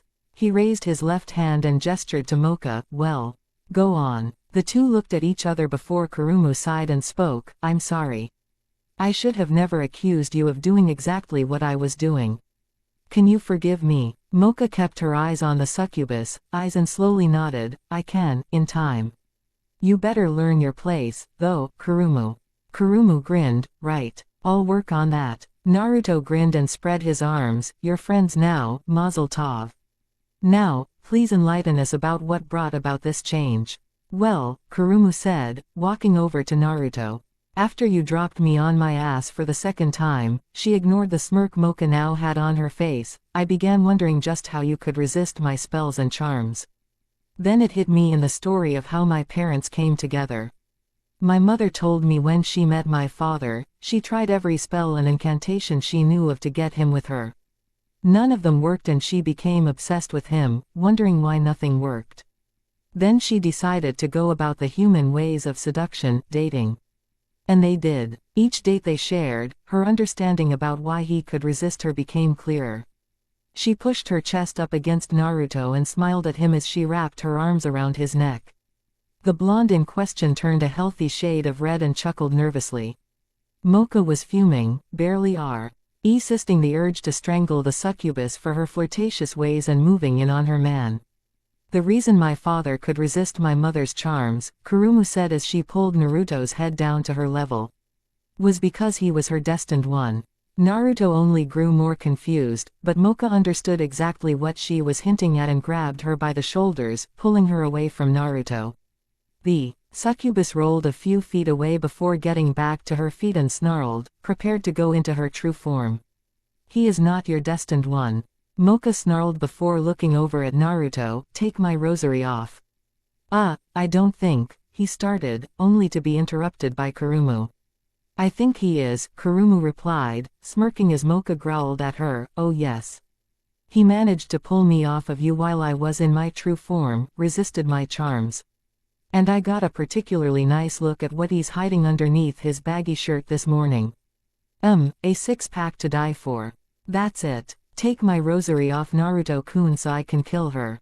The vampire snarled, grabbing Naruto's hand and forcing him to grasp the rosary. When he reacted and pulled his hand back, he managed to do as she wished and Mocha changed once again. Silver-haired Mocha appeared in a flash of light and she glanced over at the blonde. I see no real threat here, she said in a calm voice. Why did you remove the rosary, Uzumaki? Naruto chuckled nervously under her gaze. He was caught in the strange feeling of being creeped out and turned on from looking at the taller girl's eyes. Rubbing the back of his neck, he held his hand out to the now transformed Kurumu and said, well, apparently, Mocha-chan. You refer to me as though we are friends, Mocha said, narrowing her eyes. While that may be true with the other Mocha, I am not her. Refer to me with respect, Uzumaki. Right, Mocha-san. Naruto tried, earning a nod of approval before continuing. Okay, well, Kurumu-chan is a succubus and thinks I'm her destined one or something like that. Kurumu-chan listed some reasons as to why I belong to her, and it made Mocha-chan mad for some reason. Do you know why? Mocha arched a delicate brow and thought, surely he isn't that dense, is he? Her train of thought was interrupted by the sudden battle cry that came from the succubus in front of her. With a sigh, she vanished from Kurumu's line of sight, and the succubus looked all around for her foe. A finger tapped on her shoulder and she turned around to see a slightly miffed Mocha. You dare attack me, you weak worm? She asked as she brought her fist back. Know your place. Before the fist could connect, it was caught in a solid grip from the right. Mocha and Kurumu looked to see a very serious-looking Naruto, his eyes no longer Tomoed and now the very version that had frightened away most of Mocha's fanbase. Both girls felt a chill go down their spines as he looked at them with this eye. Tsukuyomi, Naruto said quietly. Both girls were suddenly enveloped in a large flash of blue light before it went dark. When they awoke, they were in the realm where the sky was an unnatural dark blue and everything else was black. Instead of one Mocha, however, there were two. Kurumu looked between the two girls in confusion before glaring at both of them. This is an interesting concept, a familiar voice said to all of them. The three girls jumped and spun around to see Naruto walking towards them. He was dressed differently, still clad in the black pants and sandals. The difference now was his shirt was replaced with a sleeveless skin-tight black shirt, a gray armored vest on high chest along with matching arm guards over the black sleeves on his arms that ended in the middle of his bicep. What got their attention was the headband. It was black and held the bangs out of his eyes. A swirl was carved into the metal protecting his forehead to form the shape of a leaf. I didn't think Tsukuyomi would ensnare both Mocha-san and Mocha-chan, he said in a somewhat amazed concept. Good to know. Now listen up and listen well. You three will not fight to the extent you were about to. If one of you winds up in the hospital because of this problem I'm causing, I will vanish. What? No. Kurumu and Outer Mocha said simultaneously. Inner Mocha scoffed. She wasn't frightened by this threat, but she did understand just how hurt Outer Mocha would be by it. The three looked at each other and nodded before they were released from the world they were in. Holding their throbbing heads, Inner Mocha and Kurumu looked at the blonde that released Inner Mocha's arm and fell onto his ass. He rubbed his eyes clear of blood and looked back up at them with his normal Tomoed eyes. Glad that's over with, he said, relief in his voice. He gave Mocha the rosary back, watching her as she looked at him intensely. What was Tharrowed eyes? Naruto smiled and put his hands in his pockets, walking away from her. It was my happy place, he said over his shoulder. Now come on. We've got homeroom in 15 minutes.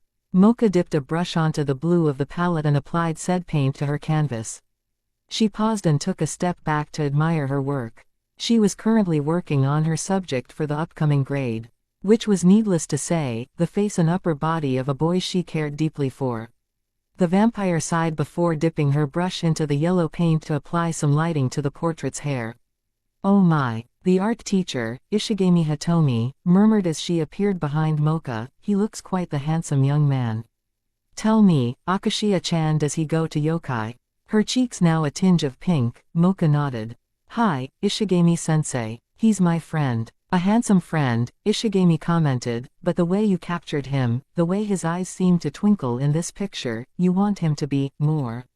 And no, Mocha stuttered out as her cheeks darkened. I'm just capturing his image for the grade. He tried to transfer to this class but can't until after the first grading period is over and done with. Ishigami hummed as she started to walk away. Keep the good work up, Akashiya-chan. Perhaps you should bring him by later for a comparison. Mocha smiled and resumed painting as she wondered what her object of affection was doing right now. All she knew is he had been reassigned a class with Kurumu because the study hall the day before had to be fumigated. Naruto refused to comment, only having a secretive smile on his face. Mocha didn't trust the succubus alone with her man for 1 second, but put those thoughts aside to work on her painting. These are amazing. Kurumu moaned as she and the rest of the cooking class bit into Naruto's chocolate chip muffins. The blonde smiled sheepishly and scratched the back of his head. I agree, Uzumaki-san, the cooking teacher, Yaeta-sensei. Who was a kappa, said as he grabbed another muffin, these certainly are delectable. 100%. I might have to share one with a friend. Naruto sheepishly chuckled again. Well, would you get off of him, Kurumu? Mocha asked with a glare locked on the blue-haired succubus that was glued to Naruto's arm as they approached the pink-haired vampire at their lunch table. Why, jealous? Kurumu asked with a smirk. Sensing the tension rising, Naruto cut in. Oh, I almost forgot, Naruto said, fibbing as he knew he was going to need something to prevent a fight and unsealed a spare muffin. Having added a blood pill he made at the infirmary out of his own blood just for this muffin. Handing the muffin to Mocha, he continued with, I added some of my blood. I don't know if you only eat blood or what, so, yeah. Mocha bit into the muffin and the mix of Naruto's delectable blood and chocolate chips took her far beyond Cloud 9. A small moan of ple. A sir came from her mouth and she bit into the muffin with more vigor, making the blonde grin and the succubus release the blonde, cross her arms under her chest and scowl. Kurumu was slightly jealous that he had specially made Mocha a muffin, but she wouldn't let the vampire know that. Glad you like it, Naruto said, interlocking his hands behind his head and grinning as he watched his pink-haired friend devour her muffin. He continued jokingly with, maybe I should just keep making you food with my blood so you don't suck me dry every day. Mocha stopped eating and she paled before tossing Muffin's paper aside and latching onto the blonde before biting into his neck. Caught off guard, Naruto could only let Mocha drink a little bit before she released him, ignoring the glare she was being given by Kurumu. While Naruto rubbed his slightly sore neck, Mocha licked her lips and said, nope. Fresh from your body is the best. Naruto laughed weakly while Kurumu glared at the pinkett. Thinking quickly, Kurumu glomped onto Naruto's side, wrapping her arms around his waist, making the blonde blush and the vampire scowl. Naruto-kun, the blue-haired beauty purred, don't I get a special treat? Why you got the first muffin in the batch, remember, Kurumu-chan? Naruto replied, trying to regain a hold of his hormones. The succubus pouted and jutted her bottom lip out at him. But Mocha got a special muffin. She whined. Naruto mentally smacked himself in the back of the head for being so inconsiderate. Mocha, however, was enjoying the fact she had gotten a specially made treat while her nemesis hadn't. The pinkett's smug grin dropped when Naruto said, well, what would you want me to make? A glint in Kurumu's eyes made Mocha unnerved when the succubus glanced out of the corner of her eye at the vampire before looking back up at the whiskered blonde. Leaning up into his ear, Kurumu whispered hotly, let's both go make a sandwich. Naruto blinked, showing his confusion. Mocha fumed and her eye twitched in irritation. The blonde asked, what kind of sandwich? Kurumu smiled and moved one of her hands to start drawing non-existent circles on his chest. Well, we're going to need the bed, you and me. Naruto's face turned a beet red and he calmly pushed Kurumu off of him. Taking in a shuddering breath, the shinobi said, I need to go take a shower. A very, very cold shower. Mocha and Kurumu frowned when he vanished in a swirl of leaves. The two girls turned and glared at each other, lightning flashing between their eyes. You might as well give up, Kurumu said, breaking the silence. He's going to be mine. Mocha narrowed her eyes and crossed her arms before replying, I highly doubt that. All you're doing is trying to get him in bed. That's a problem, Kurumu asked with a grin. The vampire clenched her jaw as she continued, when I get Naruto-kun in bed, he'll see that I'm the one for him, just as he's the one for me. Oh, I agree, Kurumu replied with a smirk, but it's a big part. What are you going to do if you bed him and he isn't your destined one? Mocha asked, making Kurumu narrow her own eyes. He is my destined one, the blue-haired girl replied with a slight snarl. I know the difference between love and lust. Do you? Mocha curled her upper lip in a snarl while Kurumu narrowed her eyes and glared. They stayed this way before Kurumu started to walk away. Confused, Mocha called out, "Where are you going?" Looking over her shoulder, the succubus called back without any shame, "I'm going to go spy on Naruto-kun." Mocha wanted to smack herself in the face when she heard that reply before she went after the girl. Her defense was that she wanted to try and keep the succubus from trying anything with her man, but her real reason for following the girl was she secretly wanted to know if Naruto looked like he did in her dreams. Not that she dreamt about him, who was she kidding? Naruto turned the faucet off and leaned against the wall of his bathroom. He was clad in only his shorts and his hair was slightly damp from his shower. Kurumu's suggestion was very, very hard for him to decline, but he just wasn't sure of what he felt towards either girl. With Mocha, he knew he felt a deep friendship for her. Kurumu was a different story, she was a new friend, but her advancements kind of made him uncomfortable. That and he felt something unknown to him whenever he looked at either of them. Taking a deep breath, Naruto pushed himself off the wall and went towards his bedroom. He grabbed his necklace that was on the table and put it on before dropping onto his bed with an arm over his head. If only Ero Sennin or Kakashi-sensei were here, the blonde sighed, they would know what I should do. Taking another moment to think, a thought occurred to him and he sat up. Going over to his desk, he wrote a quick question to his sensei on a piece of paper before folding it up. The blonde bit into his thumb before performing the proper hand seals and putting his hand on the desk, Kuchio's no jutsu. Quote, a small green toad appeared in a puff of smoke and Naruto arched a brow. The toad smiled up at him, its HT red and he wo. Re the blue jacket similar to Gamakichi and Gamatatsu. You must be Naruto ni, the toad said with a smile, I'm Hikari, Kichi Nisan's Imouto. Hi, Naruto drawled out, why did, never mind. Do me a favor and pass a message along to Ero Sennin. Naruto then handed the young toad his letter to Jiraiya and Hikari smiled. She vanished in a puff of smoke and the blonde leaned back in his chair. His arms crossed over his chest and his eyes shut as he thought. Why didn't Gamakichi or Gamatatsu show up when I used about 1% of my chakra? Naruto asked himself, I gotta go investigate this development. Naruto got up from his chair and grabbed a spare mesh shirt, deciding to get some training in as well as checking out why he didn't summon either of the two toads he usually did. Pulling his mesh shirt on, Naruto opened his door and left his room. He ran back into his room as he realized he forgot his shoes. He grabbed his sandals and pulled them on before going back out the door and coming face to face with the two girls that had brought him to this scenario. Hi Naruto-kun, they chorused, looking at each other with a quick glare before smiling back at him. Before he could try and maneuver around them, both latched onto one of his arms, glaring at each other before smiling again. Naruto-kun, Kurumu started with a purr, earning the whiskered blonde's attention. I need help with my calculus homework, can you please help me?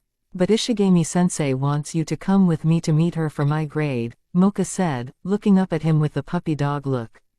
Crumbled by the look, Naruto looked at Kurumu apologetically and said, the calculus isn't due for a couple days, so I should probably go with Mocha if her teacher said so. Mocha shot the succubus a victory grin, and pulled Naruto with her down the stairs, leaving a fuming blue-haired girl behind. Kurumu ground her teeth before noticing Naruto's bedroom was still open to a crack and an idea came over her.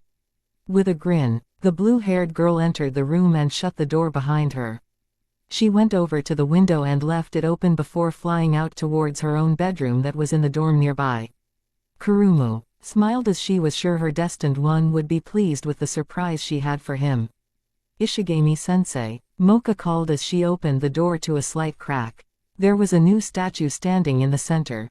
Something that had happened for the past few days, so Mocha paid it no heed. Who is it? Ishigami called back after clearing her throat. Mocha smiled and stepped further into the room. Akashiya Mocha, sensei, Mocha replied.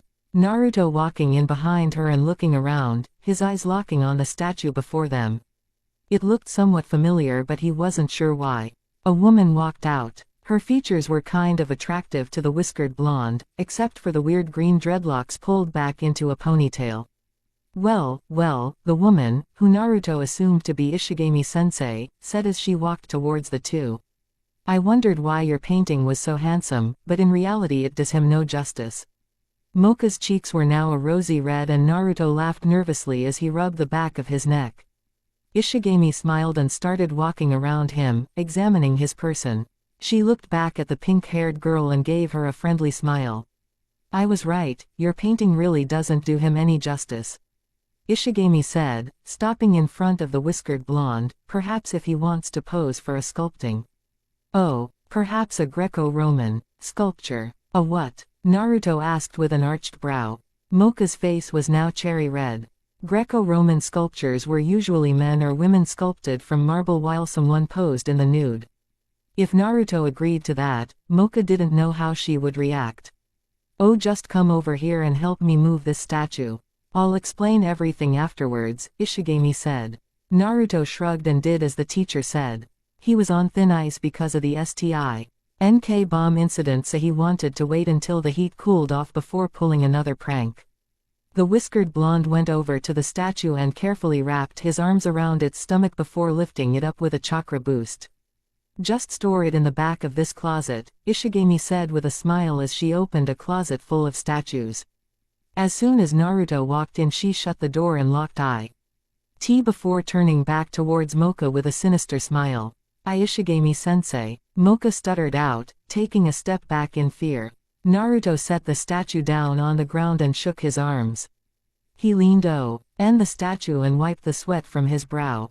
These things are fucking heavy, the blonde muttered before looking at the statue again. Why do you look so familiar? Naruto noticed a tag on the front pocket of the statue and leaned closer to read it. Some of the letters were faded, but with the help of a kunai he had hidden in his pocket, he chipped the stone away to make the words on the tag more noticeable. No sooner had he done so did his eyes widen and his skin paled. Yaeta-sensei, he spoke with slight fear. His mind was sent for a spiral and he was dragged from his thoughts when a crash and a female's scream came to his attention. Naruto turned around and rushed towards the door, having to be slow due to the various posed statues. A good portion of them were attractive girls, a sign Naruto did not like. Mocha dove under a table to avoid her sensei's stone glance. Her heart pounded in her ears and she swallowed heavily, wishing she could take her rosary off to protect herself. Come out, Akashiya-chan. Ishigami, now in her true form, hissed. She was a snake from the waist down and her hair was free, multiple snakes adorning her head. Her skin had darkened to an unattractive gray and her lips turned into a rustic red. Ishigami had become the art teacher because of the excuse to capture the most attractive beings in this school for her own art. Art was to be immortalized with beauty. Something she should have had were it not for that dreadful mistake all those millennia ago. Why are you doing this, Ishigami-sensei? Mocha shouted as she rushed to another table to hide behind. Ishigami laughed. Oh, if only she knew. Why do I deserve to be such a hideous beast? Why do you deserve to be so gorgeous when you are worse than I? Because life isn't fair. Ishigami replied as she looked around for any sign of the girl. The slamming of the closet door was getting annoying, but she would take care of the boy once she had gotten this vampire. A small speck of pink got her attention and she slithered over to one of the tables with an evil sneer. I have you now, my dear Mocha-chan, Ishigami purred evilly. Now hold still and become immortalized by my gaze. Mocha shrieked and held her eyes shut when the table she was hiding under was tossed to the other side of the room. A hand grabbed her jaw and forced her head to turn. She could head multiple hisses and could feel the cold of the upcoming blast that would come from her sensei's gaze. The young vampire apologized multiple times in her head to Naruto for this mess she had gotten them into, again. Before Ishigami could freeze the girl in her hold, the closet door busted open and she turned to see a blue aura-covered blonde. His tomoed eyes spun angrily and his fists clenched and unclenched as he looked at her. Put her down, bitch. Naruto growled. Ishigami turned her whole body to face the boy, holding the pink-haired girl tauntingly in her arms. Or else what, boy? She taunted, gonna make me dizzy with your eyes. The blonde watched as she trailed a claw down Mocha's cheek, capturing a single tear in her claw. The Gorgon lifted the tear up to look at it before eating it and shivering in pleasure. "Oh, how I forget the feeling of fear that overcame my prey," she mused aloud with a sigh. She suddenly heard a chirping in the air and looked over to see one of the blonde's hands now encased in electricity. "This was one of my friend's signature moves," Naruto informed her. "I have yet to try it, so be pleased to know you are what I have firsthand." He then rushed towards her, making Ishigami laugh at his foolishness. The Gorgon's laughter was stopped when the chirping pierced through the arm that held Mocha and Naruto cried out, "Chidori!" A shrill shriek of pain came from the Gorgon as she released the vampire. Naruto grabbed Mocha by the arms and pulled her towards the door while Ishigami rolled around in pain clutching her arm. "Naruto-kun, what was that?" Mocha's K-Stion was cut off as Naruto dragged her through the hallway. They ran to the right down the hallway, with Naruto shoving countless individuals out of the way, when the sound of a door being busted open. An unpleasant shriek of anger came from a very pissed-off Gorgon. "It's not important right now," Naruto shouted back, his eyes searching for an easy exit as he dragged his friend away from the danger of the Gorgon that chased them. Several screams went behind them, Mocha looking back to see the horror of Ishigami turning several students to stone as she chased the two. "Oh, screw this," Naruto grumbled as he stopped and turned around, pulling Mocha behind him before he released her arm and shoved his hands into his pockets. He pulled out 2 shuriken and crossed his arms over his shoulders. "Come on, lady," he whispered. "Keep your eyes on the birdie." He tossed the shuriken at her before going through several hand seals. Finalizing on the tiger seal, Naruto called out, "Cage shuriken no jutsu." Quote, the 2 shuriken multiplied into 200 and flew through the air, slicing the furious Gorgon in various places while 2 landed dead on in her eyes. She shrieked again in anger before pulling the 2 shuriken out of her eyes, leaving 2 bloody and glowing holes in her head. "Okay, that didn't work," Naruto said, taking a step back and standing defensively in front of Mocha. The vampire grabbed his shoulder, earning his attention. "Take my rosary off," she hissed at him. Naruto looked back at her before glancing at the approaching Gorgon once again and swore in his head. The whisk. Blonde turned around and grabbed the latch that kept the rosary around Mocha's neck. Before he could remove it, a large sharp tail impaled him through his shoulder, making him cry out in pain as he tore the rosary off. Ishigami flung the blonde away and off of her tail as she watched Mocha transform into a completely frightening and, to her eye, even more beautiful woman. Inner Mocha locked her red eyes on the Gorgon and looked past her to see the spiky-haired blonde grabbing his shoulder in pain. Her eyes narrowed before looking back at the eyeless Gorgon. "This is too good to be true," Ishigami hissed angrily. "I defile a temple once and become cursed with a hideous figure, but you vampires kill and slaughter humans with no remorse and you have gorgeous ones. There is no justice." "You are correct in that manner, Gorgon," Mocha sneered, "but you'll wish that you hadn't tried to freeze me with your glance. You shall learn your place." Mocha rushed forward and delivered a solid kick to the stomach of the Gorgon, making her slide backwards. Mocha followed through with a right hook and then swept the Gorgon off her tail with a hard roundhouse to her hips, shattering one.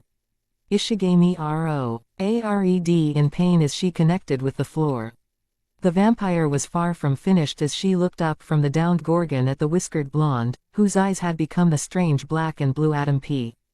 Upples and held a glowing and swirling red orb in his right hand while his left lay limp at his side. The two exchanged a nod.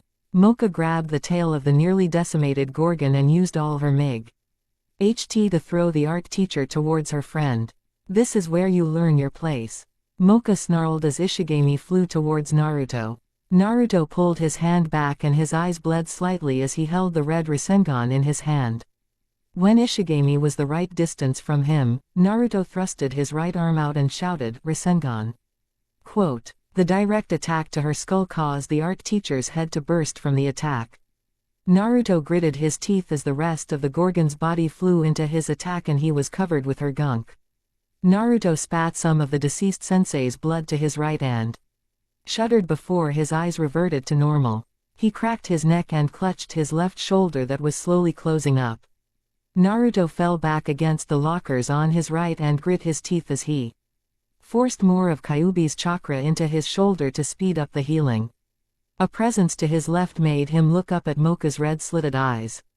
He sighed and tilted his head back, a small bang coming from the impact of his head on the locker. "I guess I have some explaining to do, huh?" he asked her, getting a nod from the vampire. The whiskered blonde groaned, "Shit, here, grab my arm real quick. You should be at the infirmary," Inner Mocha said, kneeling to grab Naruto's arm. He ignored her and performed a few one-handed seals before they both vanished in a swirl of leaves. They reappeared in his dorm room, Mocha standing and holding her head and stomach. Naruto tossed the rosary to her, which she easily caught, before pointing to the left. "Bathroom's right there," he said as he went over to the bed. "Take a few drinks of water and the nausea will pass."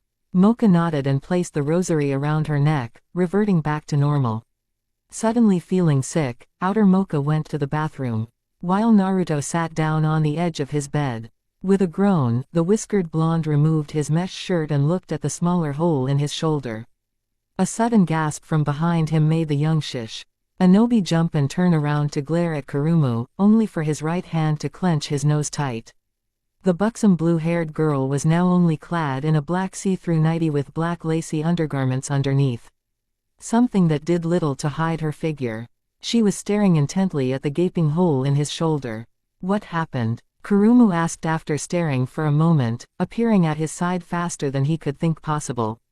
"Did Mocha do this? Are you going to die?" "You can't die." Whoa, calm down," Naruto said, pulling his shoulder from her hold. "I'm going to be fine." "Mocha didn't do this." "What didn't I? What happened to your arm?" Mocha shrieked, rushing to Naruto's side next to Kurumu and examining the hole.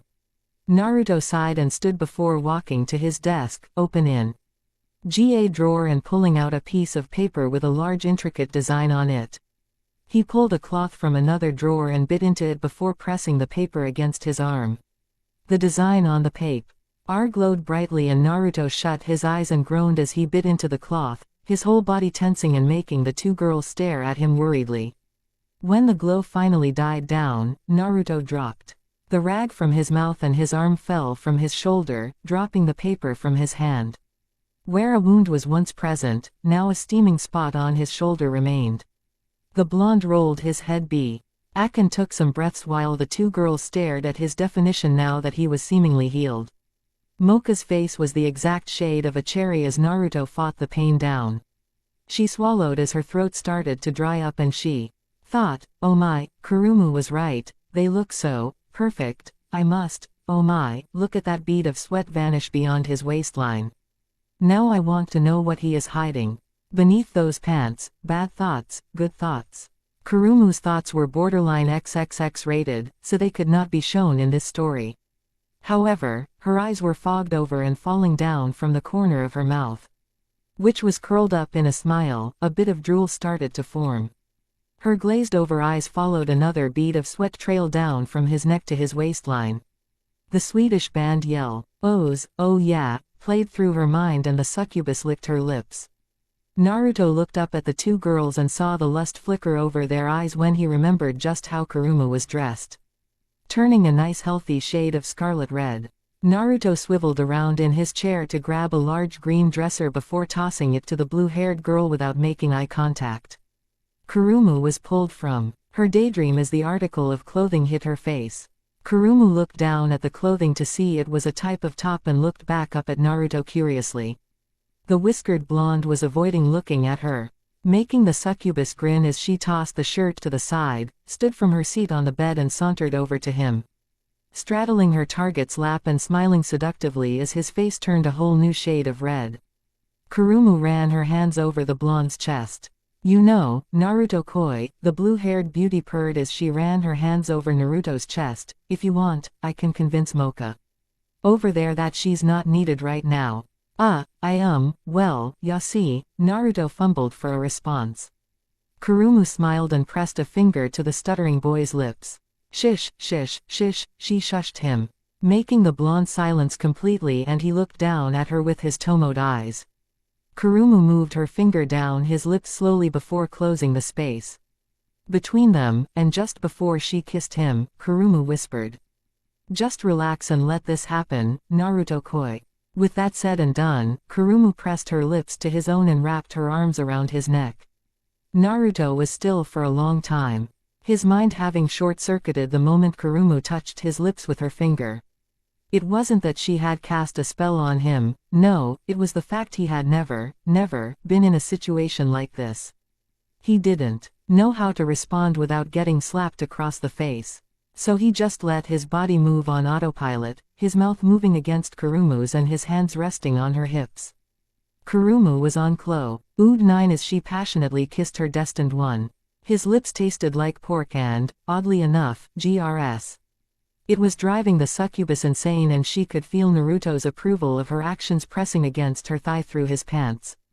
One of her hands went to the back of Naruto's head and she ran her tongue along his bottom lip, asking for entrance. Mocha snapped from her own daydream when a feminine moan hit her ears.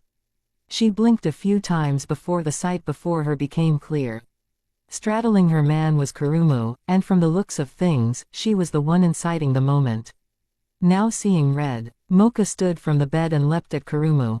Naruto, hearing a battle cry come from the pink-haired vampire, quickly utilized his Kawamari skill to switch places with the GI that was still on the floor where Kurumu had tossed it. He then stood, frozen in place, as he watched a small fight between the two girls start to develop on his floor. Now slightly uncomfortable, Naruto grabbed the GI that was on the chair before pulling it on and leaving the room, not even bothering to attempt to step into the fight as he knew from past experiences with Ino and Sakura that girl fights get ugly. He wanted no part of that. But he did leave a small camera on the desk to record the catfight. Naruto was training in the middle of the woods that surrounded the academy. His knuckles were bleeding from punching a tree for the past half hour and now his legs were starting to ache because he was delivering kick after kick to the trunk of a very solid redwood. The whiskered blonde was gritting his teeth and working out his frustration. He was being chased by the two most beautiful girls in his grade and he had no idea how to deal with it. He was always the one doing the chasing, Sakura could atone to that. The Tomoe-eyed boy growled as he delivered a chakra-infused roundhouse kick and created a large dent in the tree. Naruto pulled his leg back and rubbed it, groaning as the muscle and broken skin healed slowly. Turning around and leaning back against the tree, he continued to think about what was going on in his life. He was far from home, no contact with old friends as of yet, but he could still summon. The thought of summoning brought him back to earlier, before he killed a faculty member. He was sure he would be in the clear, but he was still nervous about what would happen to him.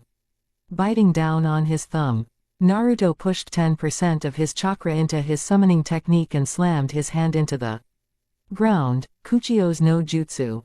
Quote, in a large puff of smoke, a horse-sized D and blue toad appeared wearing a blue vest. Around his waist was an orange belt that had a small wakizashi and a sake bottle attached to it.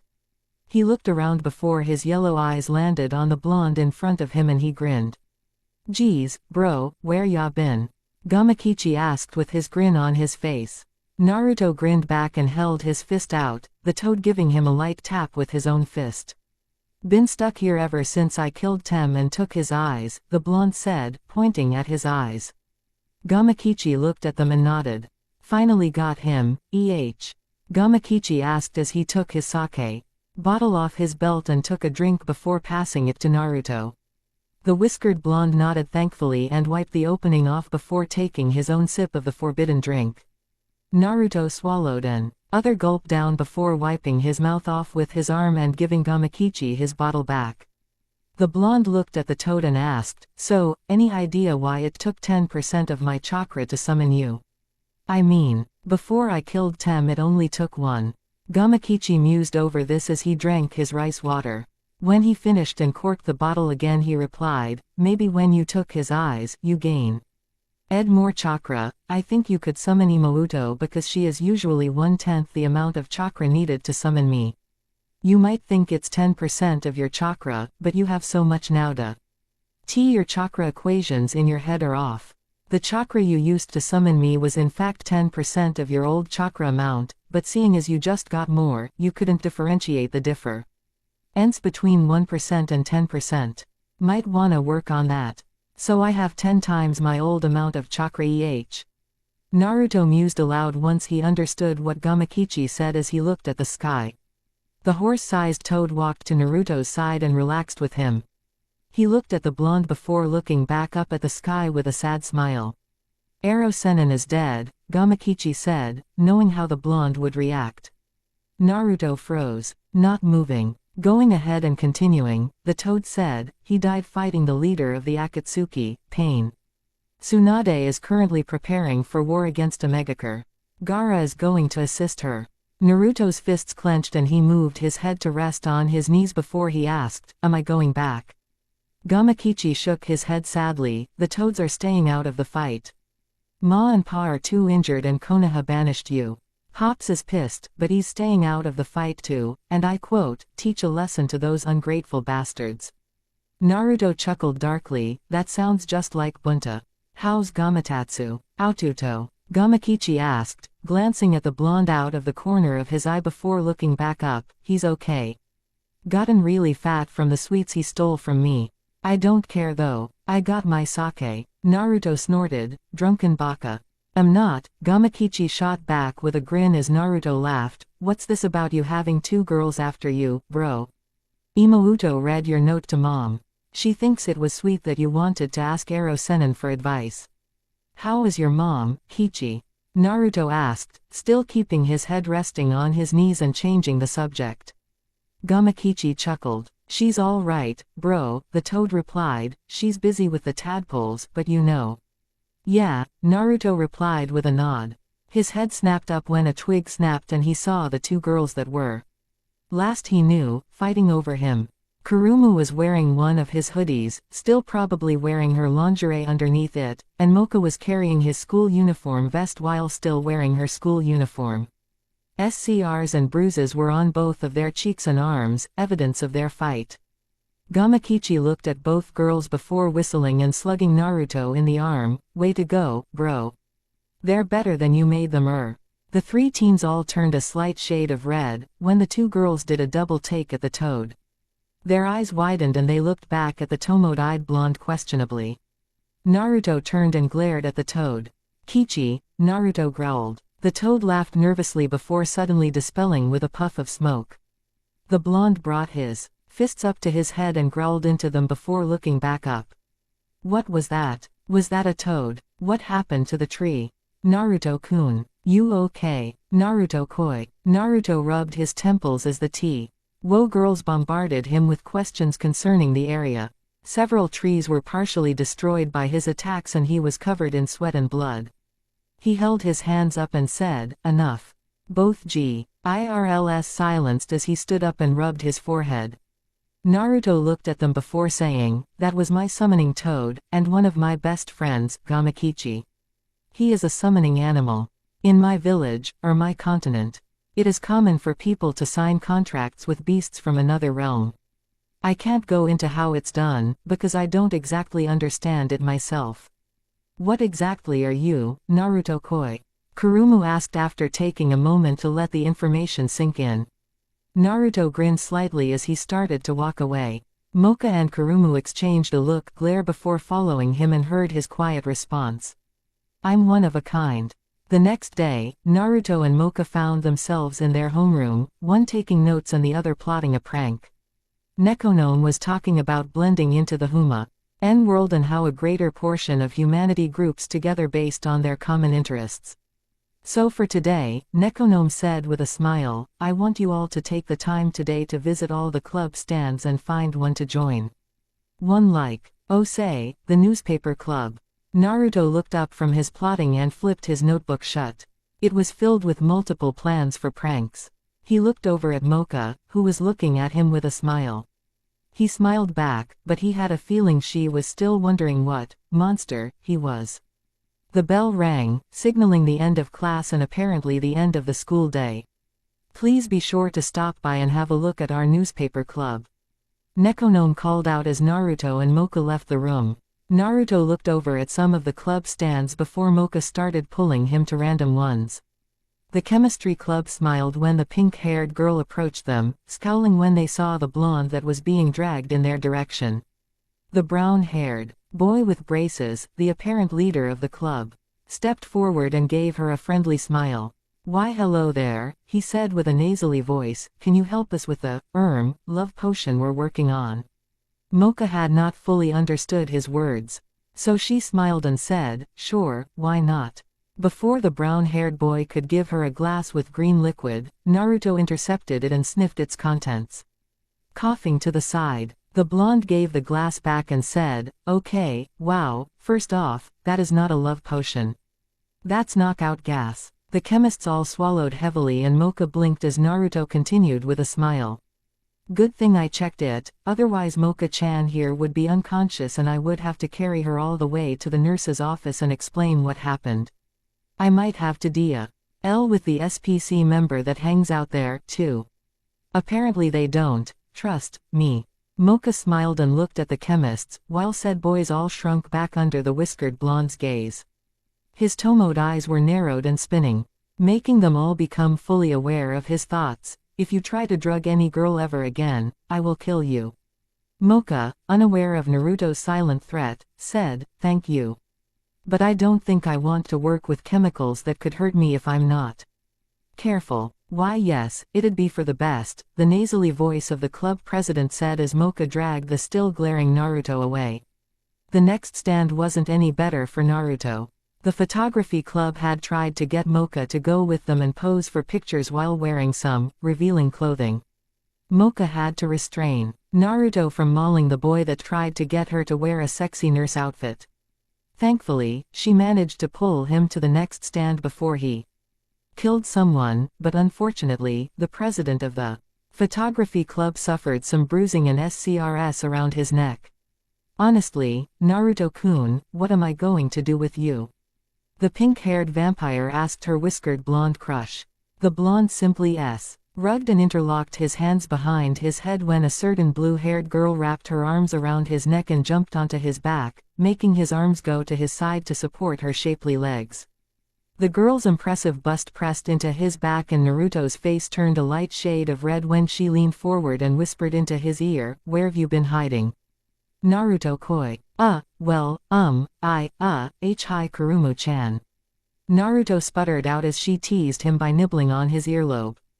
Kurumu kissed his neck softly, making the blonde go rigid as he froze in place and making Mocha grind her teeth in annoyance. Naruto coy. She whined slightly with a pout, "Come join the cooking club with me." Well, I promised Mocha that we'd be in a club together," Naruto said, slightly nervous. He honestly didn't want to inadvertently start another fight between the girls, mainly because of all the boys now leering in their direction and glaring in his. Kurumu scowled at the triumphant-looking Mocha before grinning and looking at Naruto. "Good. Then you both can join me in cooking club," she said. Naruto face-palmed while Mocha glared at her. They had found out last night when they decided to make dinner together that Mocha can't cook anything. Kurumu teased her about it for a while as they waited for the pizza they ordered to arrive before Naruto made her stop. Before Mocha could attack the succubus and form a crowd, Naruto stepped in and said, or, we can all find a club together. One that we're all good at. One like a swimming club. Naruto asked as he found himself standing in front of a booth with a bikini-clad girl standing behind it. Mocha was frowning while Kurumu was grinning from ear to ear. The blue-haired girl had dragged them to this club mainly because of two things. 1. She wanted Naruto to see her in a bikini.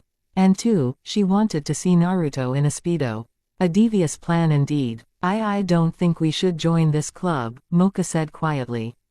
Before Naruto could agree with her, the girl behind the counter spoke up. She was quite beautiful, almost as equally beautiful as Mocha or Kurumu if Naruto had to be honest. Her light ocean blue hair fell behind her in a straight manner, leaving her almost model-like face open for the world to see. But we don't have a lot of boys in our club," she pouted, leaning over the counter with her head in her hands. "What's your name, cutie?" "I'm Ichino's Tamao, current recruiter of the girls' swimming club." Kurumu's smile immediately fell and she grabbed onto Naruto's arm. "Come on, Naruto koi. Let's find another club." Tamao scowled as the two girls lead the whiskered blonde away. He really was intriguing to her, what with not wearing school uniform but a slightly fitting mesh shirt underneath a white shirt and a torn school jacket. She really liked his eyes though. Blue, her favorite color, with 3 small commas swirling around his pupils. It was so exotic. Maybe I can corner him later today. The girl thought as she turned her charm on another group of boys, and maybe he'd be better off not joining the club. This looks promising, Mocha mused as she stopped outside her homeroom. There were newspapers posted all over the chalkboard on the wall outside the door. Naruto, who was stuck between the 2 girls, both had their arms around his and were pressing his arms into their cleavages. Was thinking about a club he had walked over to while leaving a bunchen to help Kurumu and Mocha find a club for the 3 of them. The Monstars Club, the guy recruiting had shown him a lot that infuriated him. 2 very different feelings. For once, Mocha, you're right, Kurumu said with a smile as she looked up at the quiet Naruto, don't you think so, Naruto-koi? Naruto didn't reply as he thought about what the wyvern, who ironically was named Vern, said about the school. The student police committee was corrupt and arresting innocents because rich students paid the off, or high-ranking officials didn't approve of hybrid monsters being smart. It disgusted him and he asked Vern where he could sign up. Technically, it's not a club, they're more along the lines of a gang. So he was told to wait until the next day. They were a legal gang, but a gang nonetheless. He was told the SPC couldn't shut them down, despite constant attempts, because the headmaster backed them in their goals. Or so he had said he did. Naruto-kun? Mocha asked, concerned for her crush as he was more reserved than usual. Naruto shook himself from his thoughts and looked at the 2 girls. What did I miss? He asked them. They both sighed before smiling at him, finding his odd confused state adorable. Jine-san, please leave. Now, Nekonome's voice came from the classroom. They all too. RNED to see a rather handsome black-haired boy leave the classroom with a scowl and walk down the opposite way they were, stopping at the photography club and smiling. Naruto, Mocha, and Kurumu walked into the classroom to see Nekonome sitting with her head in her hands, her ears flat against her head and her tail down in a droop. Sensei? Naruto asked, stepping forward and out of the girl's hold. Nekonome's ears perked up and she looked up to see the 3. She smiled. Oh, hello, Uzumaki-kun, she said, her voice sounding slightly depressed. I'm sorry, but you've caught me at a bad time. So, we can't sign up for the newspaper club? Naruto asked with a frown. Damn. Why you want to join the newspaper club? The catgirl asked with her tail waving slowly and her ears fully perked up as a smile came over her face. Naruto grinned. Yeah, he said, I mean, it's open, right? Investigative journalism seems right for me. I've always liked taking photos, Kurumu mused with a smile. Mock smiled as well and put her hands behind her as she said, and I'm somewhat of a perfectionist, so I could be the editor. So much a perfectionist that it ruins whatever dish you try to cook, the blue-haired girl muttered.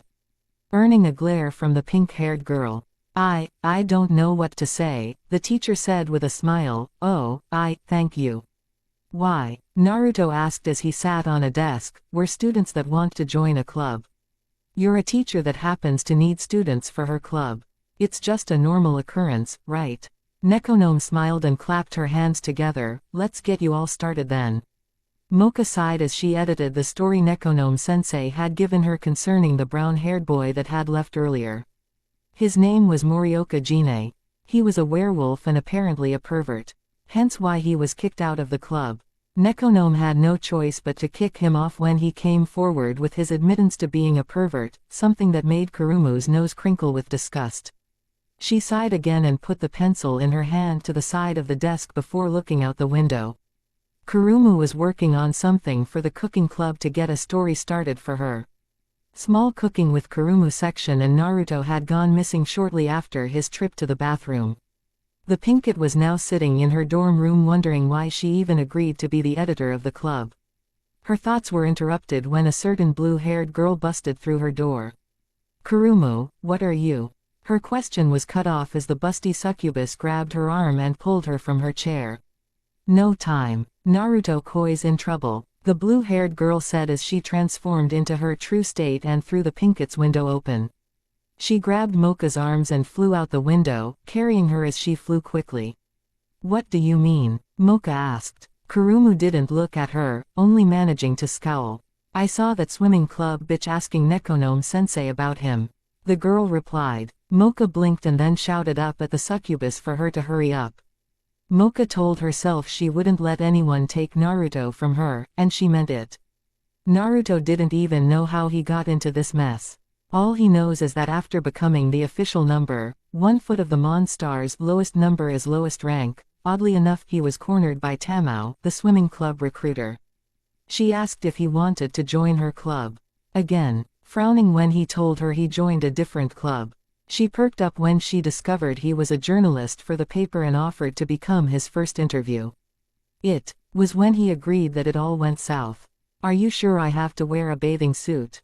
Naruto asked as he looked at the different male trunks that were on the wall of the swimming club's gear shed. Tamao pouted. Well, you want to be comfortable when you interview me, right? Well yeah, but... The blue-haired girl smiled, then just grab one so we can start the interview. Naruto sighed and growled. BBED a pair of trunks that were dark blue and had orange stripes down the side. Tamao smiled and pushed him into the changing room, where he did as the room was named after, before coming back out in his white shirt, trunks, and sandals. He had sealed his other clothes into his left arm with a quick use of his blood before coming back out. He blinked in confusion when the blue-haired girl just stared at him when he came out. Not focusing at all when he waved his hand in front of her. Oh yes, jackpot. Tamao thought as she saw the whiskered blonde walk out of the changing room. Look at those arms. Oh how I can't wait to get him out of that shirt and into the hot tub. I wonder what type of monster he is.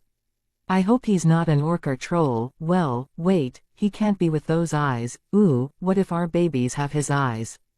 Tamao-san, Naruto asked, using her name and snapping her from her thoughts. Where to? Tamao smiled and grabbed the whiskered blonde's arm before dragging him with her to the hot tub.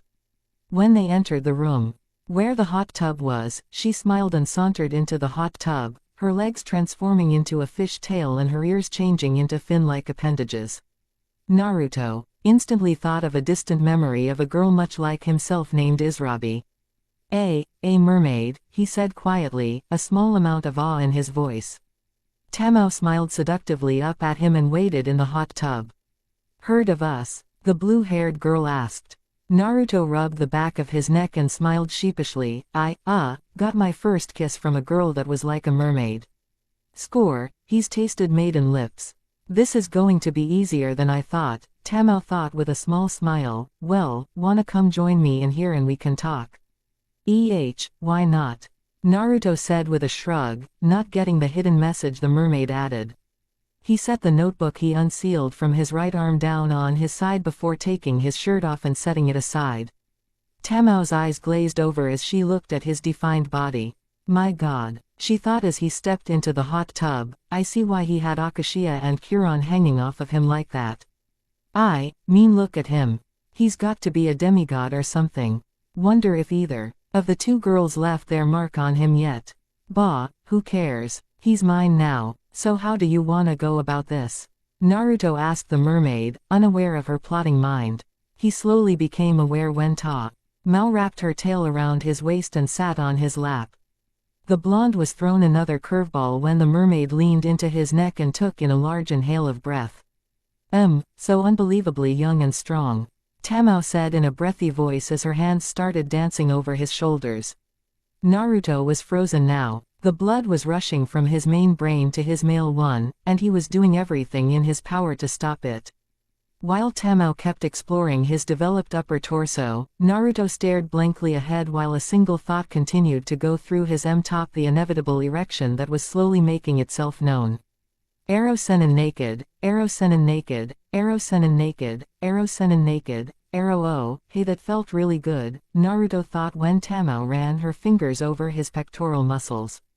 A subtle twitch in his lower region snapped him from his short daze and he thought, no. Bad Naruto, Arrow Baka, focus, Arrow-senin naked, Arrow-senin naked. Tamao smiled at the zoned-out blonde, Findy, ing his trembling and frozen look adorable. His kama-filled eyes were swirling slowly, making the mermaid lick her lips in anticipation.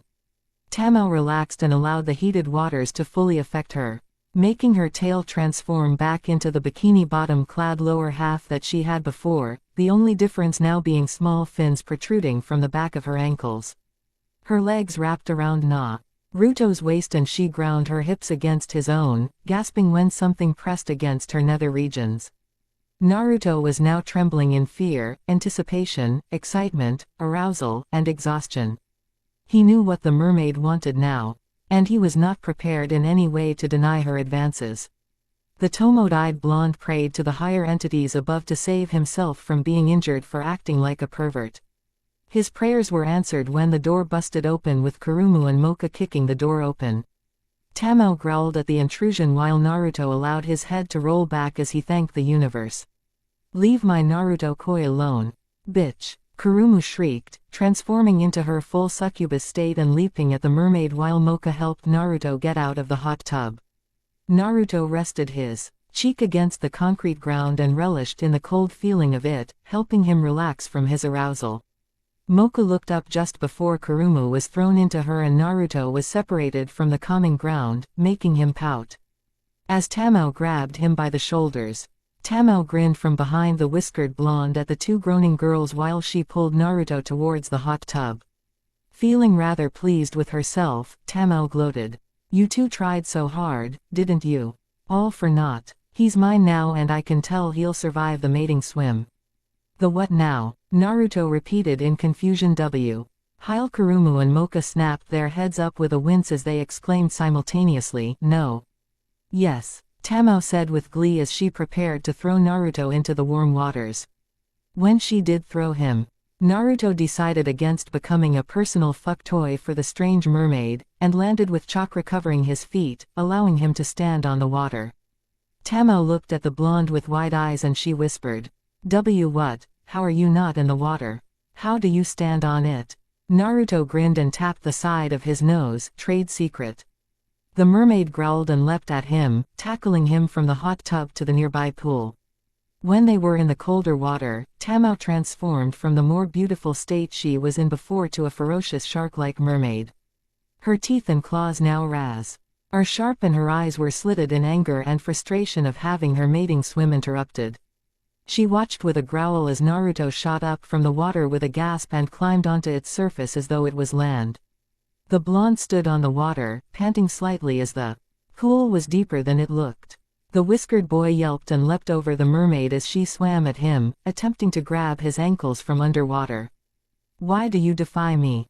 Tamao asked with a growl. "Am I not desirable? Would you not want me as a mate?" "Tamao-san," Naruto said with a deadpan voice, "I'm only 16. I do not want to be tied down just yet. It is not your decision anymore." The mermaid shouted before swimming at him again. Naruto yelped and ran towards the land where Mocha and Kurumu were watching with worry etched on their features.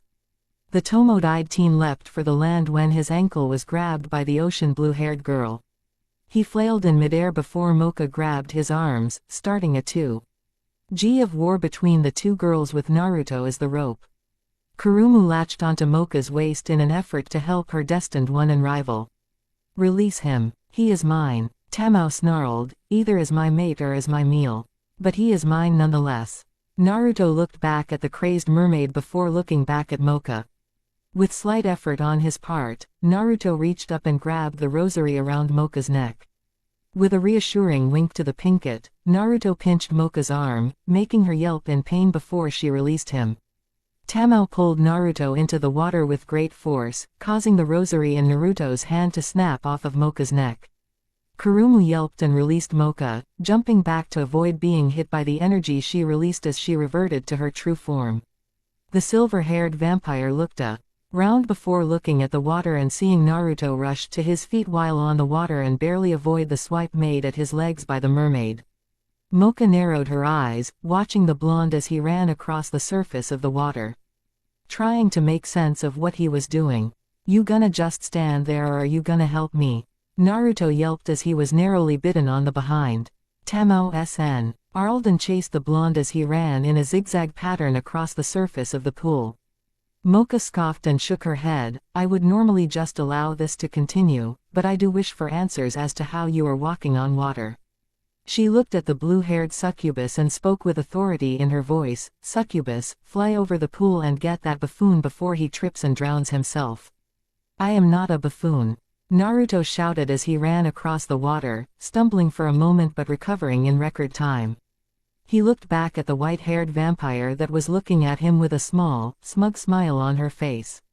The blonde blushed in embarrassment and anger as he ran before shouting, I stumbled, not tripped. Whatever helps you sleep at night, Mocha muttered before looking back at the succubus. Well. Oh, right. Kurumu replied sheepishly before flying over the pool and grabbing Naruto's outstretched hand. She groaned with effort as she carried the blonde to the surface, dropping G next to him when she was sure they were safe. The blue-haired succubus looked at the tomoed blonde that was catching his breath and said, Naruto-koi, you gotta lay off the ramen. Tamao shrieked in frustration of being robbed of her prospective mate or meal. She grabbed her hair as she shrieked, looking back at the smug vampire on the other edge. With narrowed eyes she swam towards the vampire with impressive speed before suddenly turning to the right and dousing the silver-haired girl in water. It was a little-known fact that vampires were weakened by water, most humans believing it had to be blessed water only. This misconception was brought about during the first few years of Count Dracula's rule in Transylvania. A traveling monk had come across the count as he fed off the carcass of a deceased calf. This was when he tried to regain a hold on his humanity. Disgusted and horrified, the monk said a quick prayer before grabbing his only possession, a canteen with a cross made of metal attached to it, before throwing its contents at the count. Dracula shrieked and reverted to his true form, fleeing the scene clumsily before more pain could be bestowed upon him. The monk believed it to be the work of the cross outside of the canteen, not once believing the simple combination of hydrogen and oxygen atoms was the cause of the count's pain. The count would be known as a disgrace to the vampire race for revealing their true weakness to humans, even if the apes had gotten it wrong. Mocha hacked violently on the water, feeling rather sick as it went down her throat. The silver-haired vampire groaned as she began to feel weak from the water seeping into her skin. She looked across the way to see Naruto standing to his feet and looking back at her. Before he could say anything, Tamao swam by again, sending a large amount of water at the vampire, causing her to shriek in pain and fall to her knees. Wadn't wanna swim, Tamao taunted as Mocha curled up on her knees, hacking violently. The mermaid continued her verbal assault. I thought only holy water was your weakness. What is she talking about? Naruto asked Kurumu as they rushed around the side of the pool, being sure to keep their distance. The succubus looked back at her destined one with slight surprise. Vampires are weak against water and any type of monster that dwells in it, she explained. Monsters have residue of where they are from in their blood. Naruto recalled Mocha's complaining about what monster he was in the sentence referring to his being water-based. She said she would have felt sick. The blonde's eyes widened in realization as he also threw in what Kurumu was saying. He had to get to Mocha now or she'd undoubtedly drown as Tamao kept barraging her with large waves of water. Raising his hands up in the tiger seal, Naruto cried out, Kage Bunshin no Jutsu. Quote. Instantly, 6 more Narutos appeared in puffs of smoke. Kurumu froze in her spot, staring at all the shirtless, slightly wet blondes that stood before her. She passed out with a massive nosebleed as a rather nasty thought concerning all of them, her, and her bedroom entered the young succubus. Mind. 3 of you grab Mocha-san and get her away from the pool, the original Naruto instructed. The rest of us surrounded and ready the birds. Hi, boss. The clones shouted as one before they leapt off to do as they were instructed. 3 clones helped Mocha move away from the water before 2 used a light Fudan technique to help dry her off. The silver-haired Mocha looked around in shock as she found herself surrounded by 3 duplicates of the whiskered blonde. The remaining others all leapt into action around the pool, making Tamao freeze in shock of being surrounded by the many duplicates of the blonde. They all performed many hand seals before soft chirping came from their hands as lightning covered them. The original smiled at Tamao sadly as her eyes widened in fear. I'm sorry about this, Tamao-san. Naruto said before he and his clones shoved their hands into the water, the original exclaiming, Judori. Quote, Tamao convulsed for 30 seconds before she floated to the surface, her eyes shut and her breathing labored. The clones all vanished with small puffs of smoke and the original walked onto the surface to where Tamao lay unconscious. The Tomoed blonde carefully picked the mermaid up from her spot in the water. Carrying her bridal style, he walked towards the silver-haired Mocha, the rosary in her hand and Kurumu on her left. The succubus, scheming mind was fully active, wondering exactly what his clones could be used for aside from fighting. What was that, Uzumaki? Mocha demanded, her eyes narrowed in suspicion. Naruto grinned at her foxily, his Tomoed eyes swirling. Slowly. A specialty of mine, Naruto replied nonchalantly. Mocha narrowed her eyes even further and then looked at the girl in his arms with a scowl as she crossed her arms over her chest. And what do you plan to do with her? Mocha asked. Ravage her body as a prize. Naruto looked appalled at the insinuation and he spat at the vampire's feet. Mocha growled at him for the show of disrespect, stopping when he spoke in a threatening tone. I know better than to take advantage of girls, damn it. My village has numerous road women, and the crime was punishable by death if one ever attempted it. So no, Mocha-san. I am not going to ravage her body as a prize. Now if you'd put the damn rosary back on and go the fuck away, I'd be very grateful. You do not boss me around, Uzumaki, Mocha snarled, taking a step towards him. She froze as his Tomo suddenly spun quickly in a blur. The vision within them was clear and made the prideful vampire swallow in fear as she trembled. What he had showed her with that SM. All gaze frightened the normally hostile vampire, a feat of its own. The vision he showed her was AR Victim Recovery Office through his own eyes as he comforted a girl with buns in her hair with the help of a bowl-cut-haired boy. A pale-eyed effeminate-looking boy was clenching and unclenching his fists. If you ever insinuate that again, Mocha-san, I will find a way to seal you for good, Naruto threatened gravely. To get his message across. The silver-haired girl trembled even more from the threat, finding excitement in his threat. What was even stranger was she became slightly aroused from it. Naruto paid no heed to the shocked blue-haired succubus or the slightly excited vampire, continuing instead to the nurse's office. He was unaware that the girl in his arms was still conscious enough to hear his words. Nor was he aware that she would continue to chase him along with Kurumu and Mocha, both of her personas for reasons of their own. The inner Mocha wished to know how he was so strong, while the outer simply wished to know exactly what Naruto was. Naruto groaned as he collapsed in the chair outside the infirmary.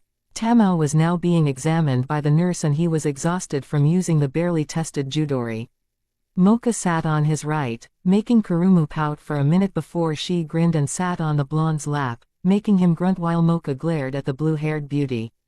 He two girls held a glare with each other while Naruto ignored them. He thought back to his meeting with the Monstars earlier before this whole event took place. Flashback. Naruto walked down the hallways towards the old gymnasium. He had left with the excuse of having to use the bathroom. He did send a bunchin back so as not to seem suspicious. The Tomoed blonde closed the door behind him and RNED around to see a green-haired boy about a foot shorter than him standing before him. Were ye followed? The green-haired boy asked as his hazel eyes darted around. Naruto shook his head and he continued, good lad. I be Mac. Bein' a leprechaun is me game, so don't be makin' any cracks about me accent, ya get me? Naruto nodded and Mac smiled, revealing a pair of gold canines on the top row of his teeth. Good to know. Follow me then, boyo. Mac led Naruto to the crumbling rock wall before stopping and looking back at the whiskered blonde. Quietly he said, remember this once, boyo, 'cause I'll never show it to ye again. Naruto nodded and Mac turned back to the rock wall. He grabbed a red rock, twisted it 180 degrees to the left before grabbing a green one and turning it to the right 45 degrees. Finally, he grabbed the yellow rock and pulled it out before pushing it back in. A click went off and the rock wall shifted backwards before sliding into the wall. Naruto grinned in approval while walking in behind the shorter boy, the rock wall moving back into place behind them. They walked down a dark and dank hallway for a while before they came to a large set of wooden doors. Mac opened them and 4 boys were in the room on the other side. They were all wearing school uniforms, modified of course to look a lot like the Chunin vest his sensei used to wear, only without scroll carriers. Basically they were forest green leather vests with the school insignia on the left side. Naruto had noticed the back of Mac's vest had 4 religious symbols he had seen while training with Jiraiya, an ancient circle that was divided into 4 sections with a noticeable cross being formed underneath a 6-pointed star that had a smaller normal pentagram within it, while a crescent was at the top of the 3 shapes, making it seem as though there were horns on the formed shape. The tallest and biggest of them had white hair and a pale complexion. His eyes were a dark black, a solid contrast to his hair and skin complexion. He was leaning against what looked like a bottle of some kind of drink in his hands. He took a sip of his drink and continued to look at the whiskered blonde. Mac gestured to him and said, "That be Blitz, our resident yeti. He be the quiet type. And yet his girl be the most beautiful siren ye ever did see of the 3rd year." "Shut up, Mac," Blitz replied before he took another drink of what was now easily seen. Then gestured to the second tallest boy with a blue tattoo on his shaved head that looked similar to a serrated arrow. He wore only the modified school vest with a black tank top underneath it and shredded jeans. Mac introduced him, "That's Draco. 3 guesses as to what type of monster he be and I'll tell ye this, he ain't no fairy." "I'm a dragon," Draco said quietly as his nostrils flared and smoke exhaled from them. "I'm also in command." Naruto nodded his understanding and Mac gestured to the familiar blue-haired teen that was sitting on the wall. "Ye already know our recruiter Vern." Vern looked up from his writing down on the clipboard in his hand and nodded to the blonde before hopping from one wall to the other and examining the vent with a small machine. Naruto watched with curiosity before Mac directed his attention to the last person. He was skinny, scary skinny, bone was visible, and his skin was pale. "That there be Tommy Rawhead," Mac said with a smile. "He be our new information boy, 1st year like yourself. He's a boogeyman. He, like yourself, is a Monstars probie. Hey, call me Rawhead," Rawhead said with a slight Scottish accent and ghostly voice as he waved. Naruto grinned back and held his hand out. "Naruto, you're in my chem class right?" Naruto asked. Rawhead nodded. "Aye," the boogeyman replied in his ghostly voice, "ye be the one that blew the stink bomb." Naruto grinned. "Word gets around." "Okay, enough with the reunion," Draco said as he pushed himself off the wall. "We lost about 3 people due to graduation last year. All we have now are us. Right now, I'm going to tell you this group isn't fun and games. We're going to destroy the SPC and anyone else that threatens the student body." "Isn't that what the SPC does?" Rawhead asked, tilting his head slightly. Draco shook his head. "No," the dragon started, "the SPC is complicated." "We're clear, boss," Vern said as he dropped from the ceiling. "No wires, cameras, spy gear, monsters, ghouls, ghosts, or spells. Tell em." Draco nodded and turned to the 2. With a gravely serious voice, he said, "The SPC is corrupt. As you know, recently, they paid off the last member of the newspaper club off to come clean about his nature to the head of the club and got rid of him.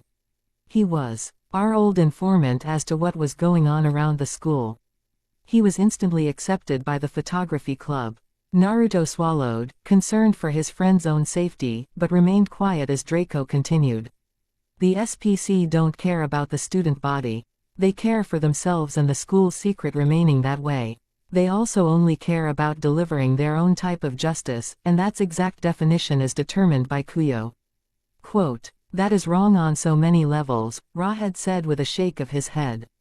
"You have no idea," Vern spat out from his spot. Naruto and Rawhead looked at the wyvern to see him clenching his fists. "The SPC capture students that they believe to be threats to the school. No one sees them ever again after that." Vern walked away after that, disappearing into a room with the number 3 carved into it. The 2 newbies looked at Draco and saw him rubbing the back of his head. With a sigh, Draco said, "His stepsister, Mira, was taken last year by the SPC. When she was returned at the year's break, she was instantly hospitalized and currently she's just starting to show signs of movement in her legs. Naruto ground his teeth and Rawhead narrowed his eyes.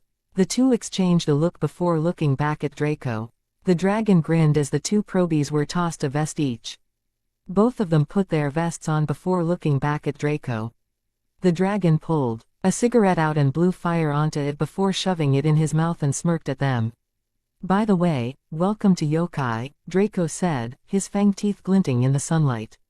Flashback end. Uzumaki-kun. The nurse spoke, earning the blonde's and the girl's attention. "Your friend is fine, just unconscious.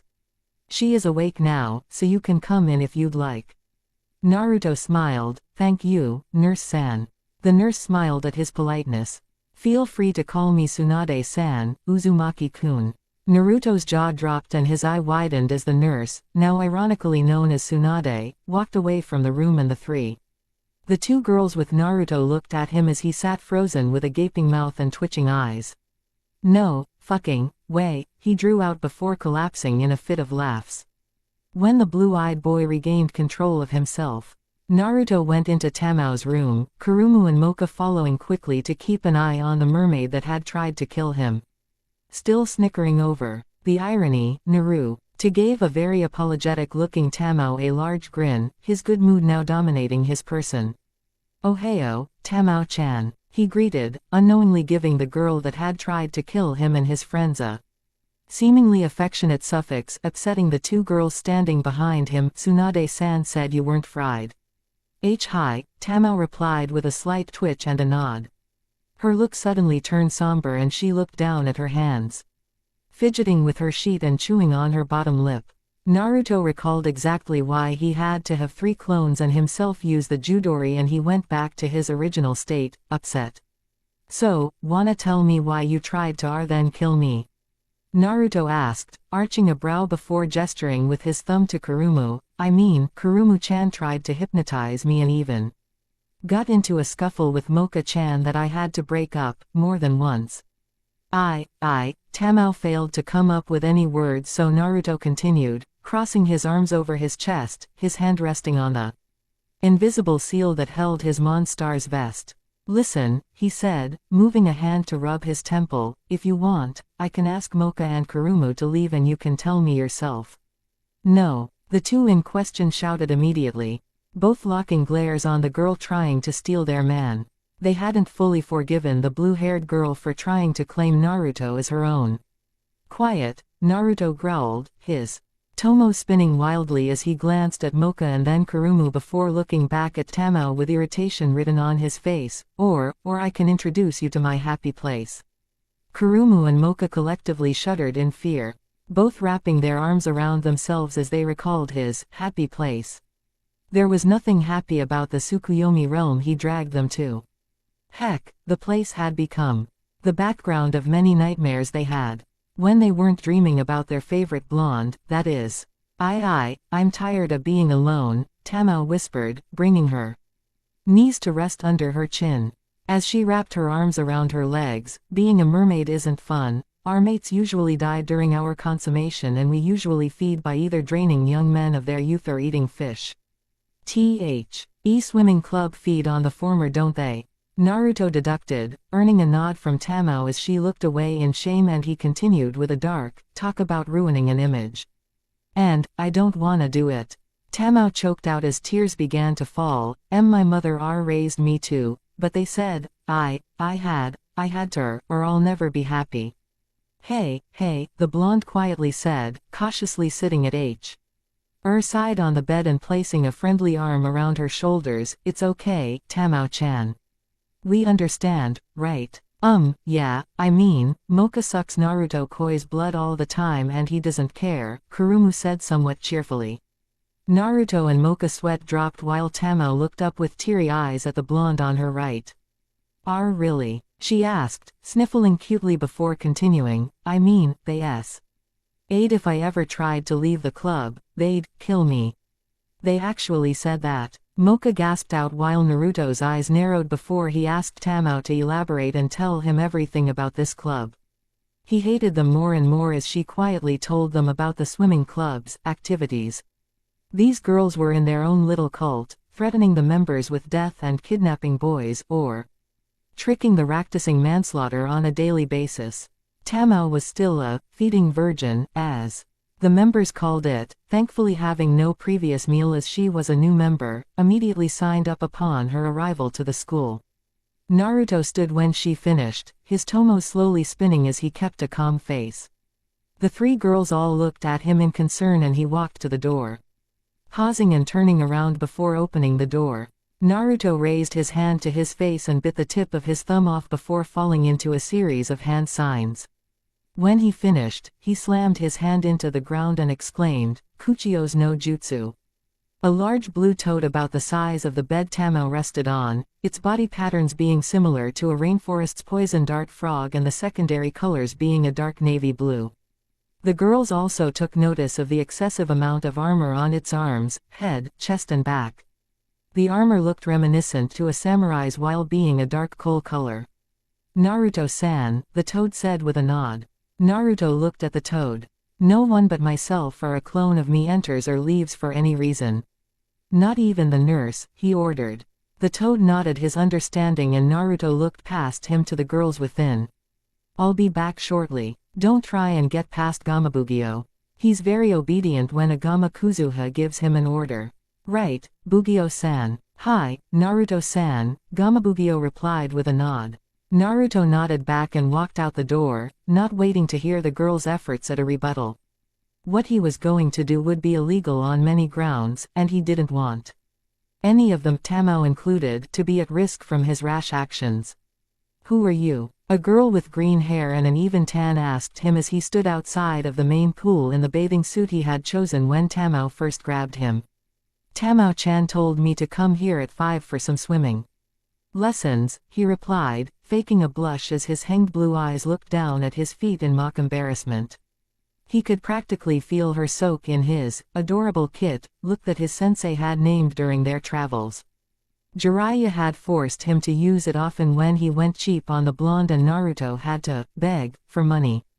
"Ah, poor thing," the green-haired girl cooed, "come on in, I'll teach you how to swim." She grabbed his wrist before he could refuse her offer and turned around, dragging him towards the pool. She didn't notice the small smile on his face as she dragged him inside. "Please." Mocha tried again to plead with the toad. The blue being refused to budge, however, his loyalty to his moaner overriding the cute faces he was faced against. "Naruto-san's word is law," Gamabugyo said with a small croak afterwards, "and I don't break the law, brace yourselves." "For wa?" Tamao asked quietly when a loud group shriek echoed through the school grounds. A few patients recovering from Ichino's rampage woke up due to the shriek, each one wondering why they were in the infirmary. Yuto returned only an hour after he had left, a slight pant in his breathing the only evidence of his exhausting activity, whatever it was exactly. He dismissed Gamabugyo and took all three girls back to their respective rooms, being sure to take Mocha back to her room last so she could get a light snack before bed. The hour after he left, 15 girls, all members of the swimming club, were admitted to the infirmary. They were convulsing with electric shocks time and time again. Tsunade would complain later that night to a fellow nurse that it smelled like fried fish in the infirmary because of the new patients the PSC brought in. The next day had brought surprise after surprise for the newspaper club. Tamao had signed up first thing during her free period and leapt onto Naruto or Ni-ing very displeased shrieks from both Kurumu and Mocha. The three then got into a small fisticuffs, enjoyed by Naruto for a moment before he assisted Nekonome-sensei with separating them via cage bunchen. Now, 2 weeks later, the girls' rivalry for his heart or insane stamina, Naruto wasn't sure which of the two they were after anymore wasn't the problem. Naruto's right eye twitched as he saw the perverted boy known as Jinne squatting outside of the women's bath with a camera in hand. Now, the reason he was back there was legit. He was going to drop a small smoke bomb in the showers, of both genders mind you. But now, a favorite pastime of his came back to the forefront of his mind. Bust the peak. The concept is simple enough. Do something to alert the pervert's presence to the one's being peeped on and then enjoy as the perv is harmed. Hot damn, those are huge. Naruto suddenly shouted before shining away, his cry earning the attention of the women being peeped on. They all saw a glare reflecting through the small window from where Jine was peeping, and they all reacted any sane woman would. They screamed and attacked. Naruto grinned as he watched from above as Jine begged and trying to defend his actions while the girls cracked their knuckles or began changing into their true forms. He pulled his camera out and began taking pictures. He could already read the next headline in for his next article: "Beware this pervert. Naruto-kun." Mocha cried in joy as the blonde walked towards the picnic table they often sat at.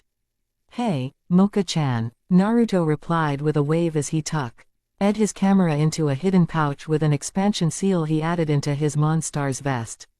Speaking of said vest, it didn't take long for the pink-haired vampire to notice his recent modification to his school attire. "Where'd you get the vest, Naruto-kun?"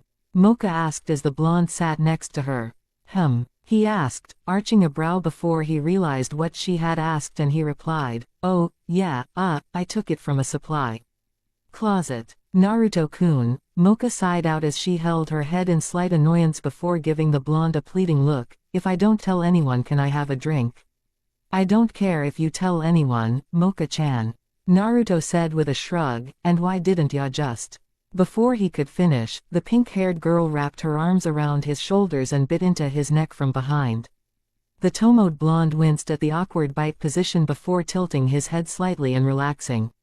It was when the two voices proclaiming their disapproval hit his ears, did he get a feeling of dread about how this day was going to turn out. "Get off my destined one, Mocha," Kurumu growled as she approached, her eye twitching in annoyance as she watched Mocha drink from Naruto's neck in a slightly erotic position. "You wish he was your destined one, succubus," Tamao muttered with a glare from the corner of her eyes before looking back at the annoyed vampire that had finished drinking but remained where she was. "And you better watch yourself, Akashiya-san. My mate is not your personal blood bank." "Your mate," the busty blue-haired girl growled, her hand clutching tightly on the table's edge. "You tried to eat him." "I said I was sorry." The mermaid shot back before looking at Mocha as she moved back to sit next to the blonde apologetically. "And I'm also sorry for almost drowning you." "There, I said it.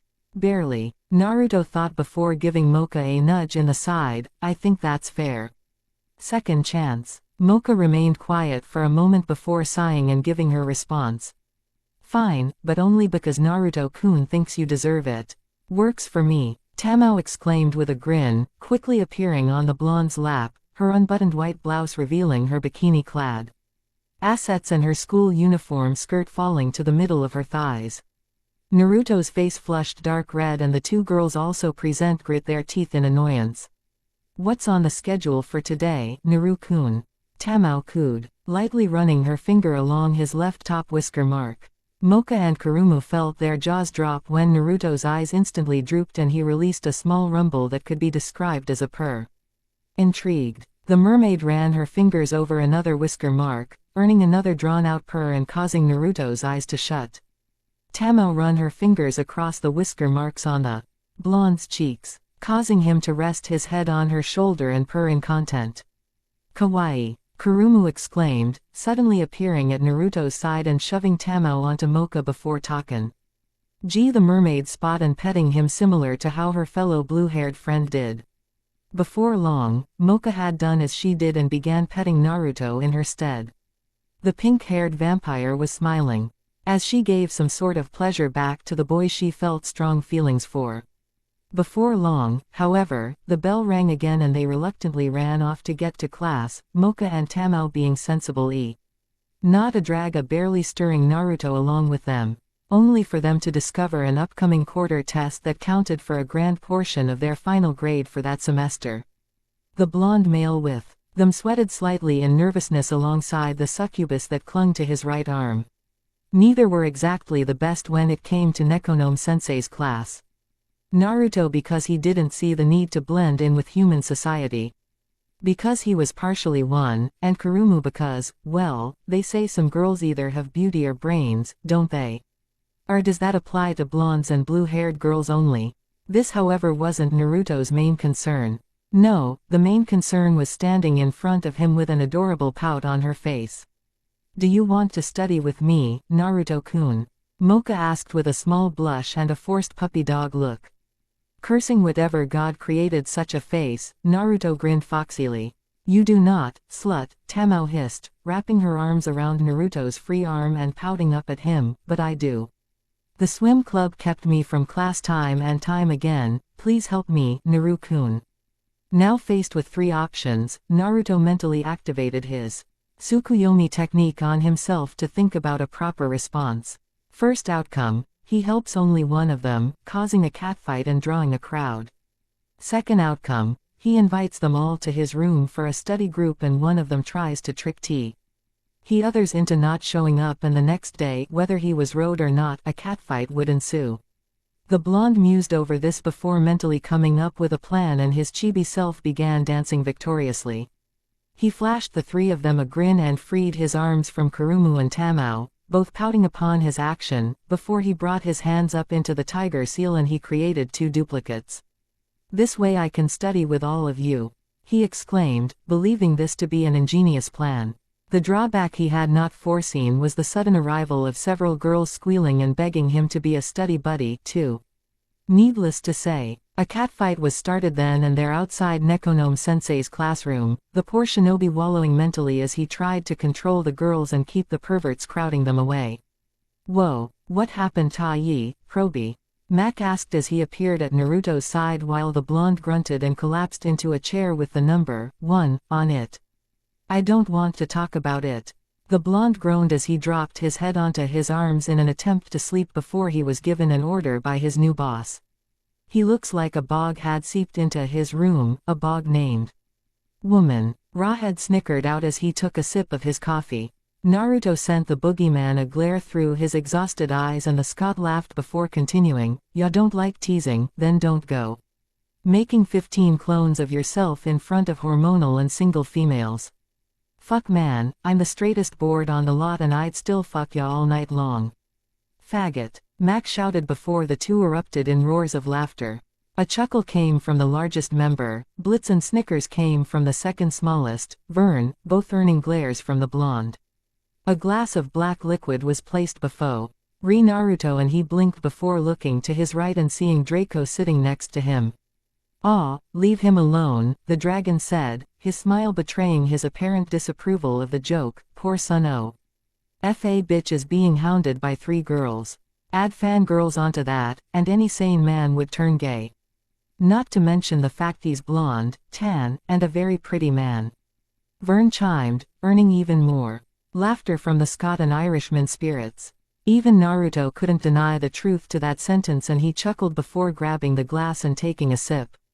Careful, Proby, Blitz warned, earning a glance from the blonde as he casually drank from the glass. Draco's espresso isn't the mildest of drinks.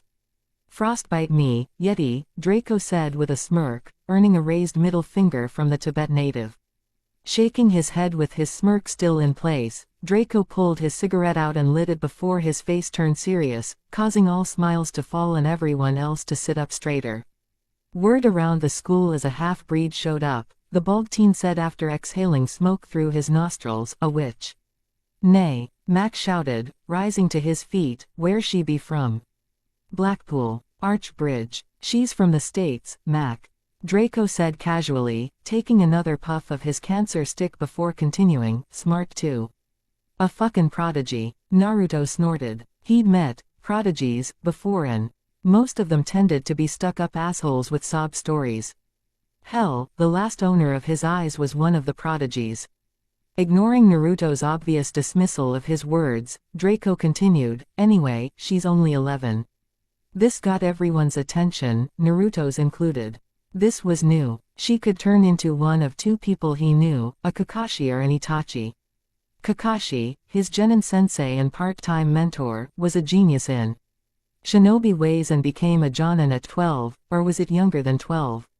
He couldn't remember. Anyway, Kakashi was loyal to a fault and dangerous. But he wasn't the type of prodigy T. had went crazy and killed off his whole clan. Like Uchiha Itachi did. Naruto shuddered at the brief recollection of the elder brother of his former friend. Their last meeting wasn't pleasant. We're to be her bodyguards then? Vern asked with a scowl, it's her own damn fault for coming to this school. I only need one of you to, Draco started when Naruto interrupted, I'll look into it with the newspaper club. Got any more backstory for us? She's a witch, what more backstory do you need, Uzumaki? Rawhead asked with an arched brow only to be met with a pair of confused Tomoed eyes. Witches aren't loved here, Naruto. Blitz said quietly, earning the table's attention. Many monsters find them intolerable because of their close relevance to humans, and consequently, monsters view them as inferior and openly ignore their presence. Naruto's eyes flashed to Mangekyo and he stood up and walked to a door with a 1 on it. Before anyone could ask, he looked over his shoulder and said, I'll deal with this personally. If I need help, I'll let you know. Don't act too rashly, Uzumaki, the leader warned in a serious tone. I don't want Kuyo to know you're with us just yet. He'll never know if I can help it. The blonde muttered before he vanished in a swirl of leaves. It remained quiet for a moment before Max spoke, fucking show off. Naruto koi, a certain busty succubus shouted as she jumped onto his back. The blonde teen stumbled before hooking his arms under her legs and looking back at the sexy succubus with a nervous smile. He had been using his day off of studies to try and find the half-breed he agreed to watch over for the club. So far, his search turned up nothing, aside from the constant denying a date from several older girls that kept approaching him. Not to mention he had been reversed summoned for the first time by Fukasaku and offered a chance to train in the Gama-senin ways. He said he had to think about it, but Fukasaku said he wanted an answer by the end of the week at the latest before sending the blonde back. Hk Kuru-chan, Naruto greeted kindly, stuttering due to the way the succubus was rubbing her assets against his back. How's it goin'? Great now that I'm with you, Kurumu purred before reaching up and running her finger over his whisked gaze dimmed and a content purr escaped his throat, making Kurumu giggle with amusement. Taking a chance, Kurumu whispered. Wanna go study in my room, koi? Naruto's response was dazed due to the pleasure he felt when the busty girl ran her finger over his mark again. The succubus smiled as she slid off his back and walked around to wrap her arms around Naruto's neck. We never get any alone time, Naruto koi, Kurumu pouted before beaming as Naruto began to snap from his daze. Let's go on a date tonight. No, were the replies to her suggestion. Kurumu cursed under her breath as the two other girls aiming for Naruto's heart approached them, scowls on their gorgeous faces. Tamao was the next to divert her attention to the blonde that was still recovering from La La Land and she smiled before attaching herself to his right arm. Naru-kun, she whined, earning the dazed boy's attention. Why would you go on a date with that slutty girl and not a woman with athletic skills on par with your own? Athletic wa, Naruto repeated, still trying to regain his bearings when Mocha grabbed his left arm and got his attention. The Pinkett vampire gave him her signature puppy dog pout before throwing her own attempt at the blonde. But I'm hungry, Naruto-kun, can I have a snack?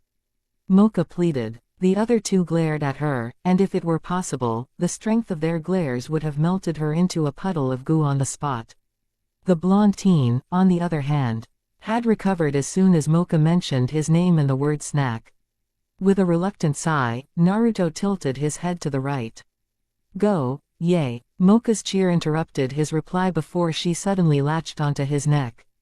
Tamao and Kurumu looked positively livid at her actions, both cursing the pink-haired vampire that seemed to have their destined one mate to be wrapped around her finger. The blonde however simply stood still and waited for her to finish feeding when his mission returned to his mind. Looking at the two blue-haired girls as the vampire fed, he asked, Hey, do either of you know about a witch at this school? She's supposed to be a prodigy or something.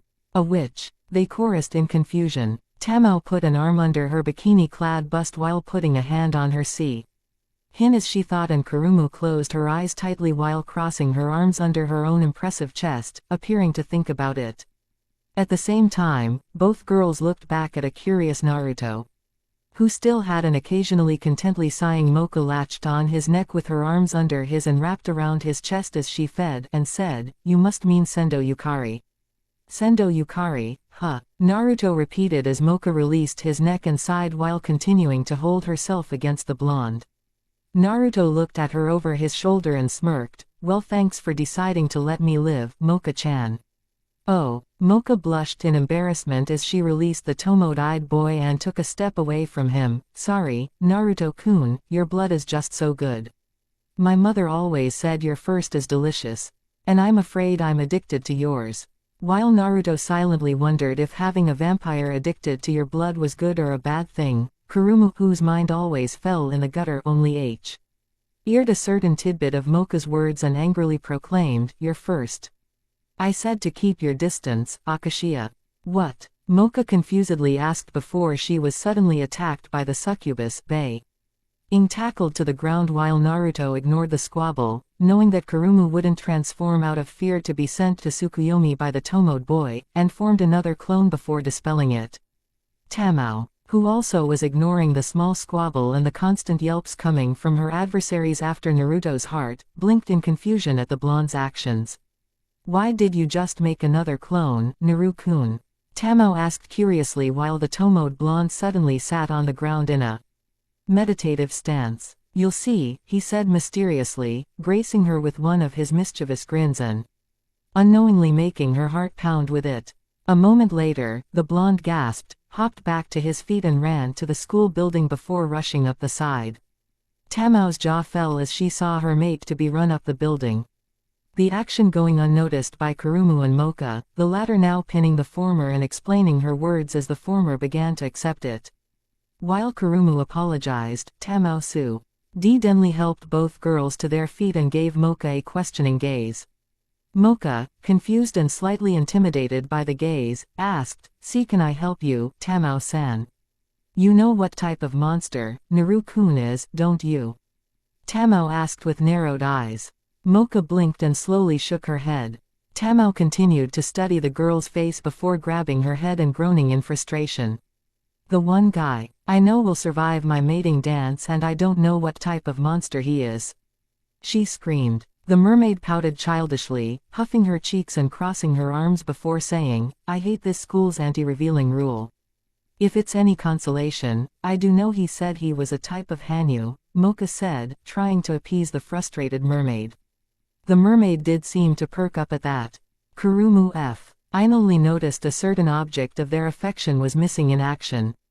"Hey, where'd Naruto-koi go?" Kurumu asked as she looked around for said blonde.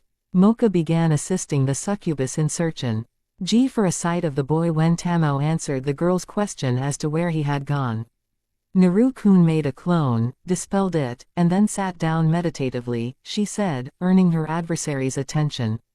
Then he shot to his feet and ran up that wall. Ran up the wall, Kurumu and Mocha repeated. Tamao nodded before shrugging and said, "He ran on water, didn't he?" As the three began discussing their new subject, guess Naruto's species, Naruto leapt from rooftop to the tree line that surrounded the school. He rushed to the last position of one clone before it dispelled itself. "What that one had seen pissed the blonde off furiously. His clone asked a nearby student where he could find Sendo Yukari because he needed help with his homework and lied about having made a deal with the girl. The student chuckled and gestured to the tree line, where the clone saw a young brunette desperately trying to retrieve a stick of some sort from two kids about his age that taunted her and played a game of keep away, before saying, "They're teaching her a lesson or two, so you might wanna go look for some other tutor." Naturally, the clone would have leapt into action, but it was aware of its agility and the fact it could dispel after one blow. Instead of risking enraging the three, dispelling, and risking his charge's safety even more than it already was, the clone thanked the boy before walking away. Once far enough away, the clone dispelled and Naruto received everything from it, including its anger.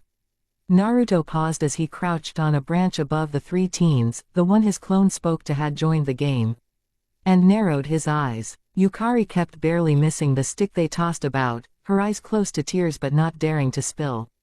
The Tomoe-eyed blonde narrowed his eyes, recalling a similar occurrence when several freshly made genin that passed during his last year at the Konohagakure Academy tossed the goggles his Gigi had given him around, teasing him profoundly. Fighting the memory down, Naruto dropped from his branch, snatching the stick as it was thrown and landed between the three that had been torturing the small brunette. Hey, what do you think you're doin', punk? The boy he had spoken to asked. Yukari blinked when the blonde boy before her looked down at her with Tomod cerulean blue eyes and smiled. He offered the stick to her and flashed a very thankful which his signature foxy grin, making the young girl blush profoundly. I dunno what's so special about a stick, he said with genuine kindness, but I do know what it's like to be pushed around. I've gotta have a few words with these guys, so why don't you go prying, kid? Come find me afterwards. Yukari blinked again before nodding in confusion and started to run away. Quickly do. Sea King behind a tree to watch the ensuing fight. Naruto knew she was there, but he didn't mind. She was out of the bully's way, and that's all that mattered to him. The boy who had spoken to his clone shouted at the blonde savior. What the fuck is your problem? She's a damn witch, you dolt. I'm the class president and I say she's the outlet of our frustrations. Whoop-de-fucking-do for you, Naruto calmly said. His eyes narrowing on the apparent class president. I don't give a damn if you're the fucking headmaster, you're nothing more than a group of posers talking a big talk. Talking a big talk, the class president said with a smirk before nodding to the two with him. We'll see who's talking a big talk when we kick your ass. The three simultaneously rushed him and he sighed, utilizing Kawamari to dodge their charge. Naruto watched from a safe distance as the three buffoons comically collided with each other headfirst. The blonde laughed as they all groaned and held their adds, each one cursing profoundly before glaring in his direction. What's wrong, boys? Naruto taunted. I thought you were going to kick my ass. Nice trick, a voice said from behind him. Naruto was none too surprised to see a fourth man behind him, said Teen suddenly changing into a lizard man and his clothes being shed like a second skin. Inwardly, he fought back the urge to scream in terror, as the memory of Orochimaru shedding his disguise, while outwardly he smirked. Nice breath, he joked before lifting his left leg up at the knee, earning a yell of pain and his freedom. The lizard man fell to his knees and held his crotch as tears fell from his eyes. Naruto smirked evilly and looked back at the three shocked boys before cracking his neck and rolling his shoulders. Who else wants some? He asked with his savage grin. The two lackeys looked at the stunned class president before he started backing away. The bloodlust radiating off the blonde was scary, and he wanted none of it. The two lackeys also began to retreat, only to turn to face three of the most beautiful girls they had ever seen. Holy shit, they chorused as drool started to appear. From her hiding spot, Yukari also drooled upon seeing the pink-haired goddess of the school, Akashia Moka. The young witch had seen her from time to time, and faintly remembered seeing a blonde boy with her. Yukari's eyes widened, in realization that the blonde was the boy she had seen often with the beautiful Moka. Ohio, Moka-chan, Tamao-chan, Kuru-chan, Naruto said with a grin, making the three boys gape upon realizing exactly who the boy was if he was associated with the three freshman girls many lusted for. Horror crossed their faces and they spun around, facing the boy and resisting the urge to stare at the beauties behind them. Naruto's position as guardian to Akashia Moka had spread rather quickly when he threatened that one boy near the beginning of the year. Yu Uzumaki, NN Naruto, the class president, shakily said before swallowing in fear when the blonde appeared right in front of him, his Mangekyo Sharingan glaring at him threateningly despite the smile on his face. You might want to leave my sight now, he whispered to the teen. Before I tell the three behind you how not only you were bullying a little girl, but also tried to tackle me, their friend. This I isn't over, the class president shakily threatened. Naruto snorted and jerked his head, making the three boys rush back to the school. The blonde smirked and looked at the three girls watching with confusion as the three teens ran away. The fourth, lizard man, slinked back into the forest, still cradling himself and limping as he did so unnoticed. What was that about, Naruto-kun? Moka asked in concern, afraid her trouble-making crush had caused more trouble for himself. Tamao and Kurumu nodded in agreement, also wishing to know what the confrontation they interrupted was all about. Nothing to concern your pretty little head about, Moka-chan, Naruto assured her with a pat on her head as he walked past her to a tree where a small girl kept poking her head out to see him. As she poked her head back out from behind the tree, Yukari found herself face to face with her whiskered savior. The young witch yelped and fell back on her behind from shock while Naruto laughed slightly in amusement. The girl blushed and suddenly waved her wand. Naruto jerked his head back in time to avoid being struck by a falling pot.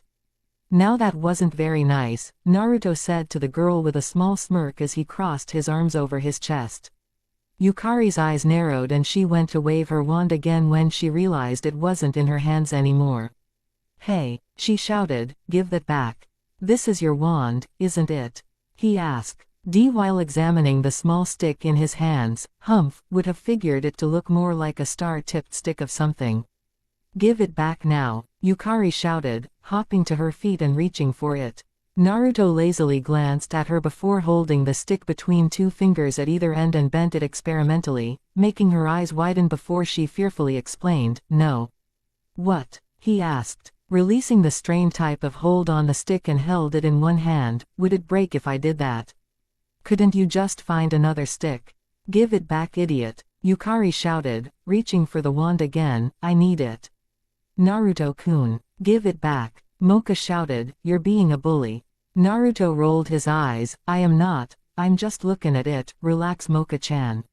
A slap to the back of the head, courtesy of Mocha, made the blonde yelp and gave the young witch her wand back.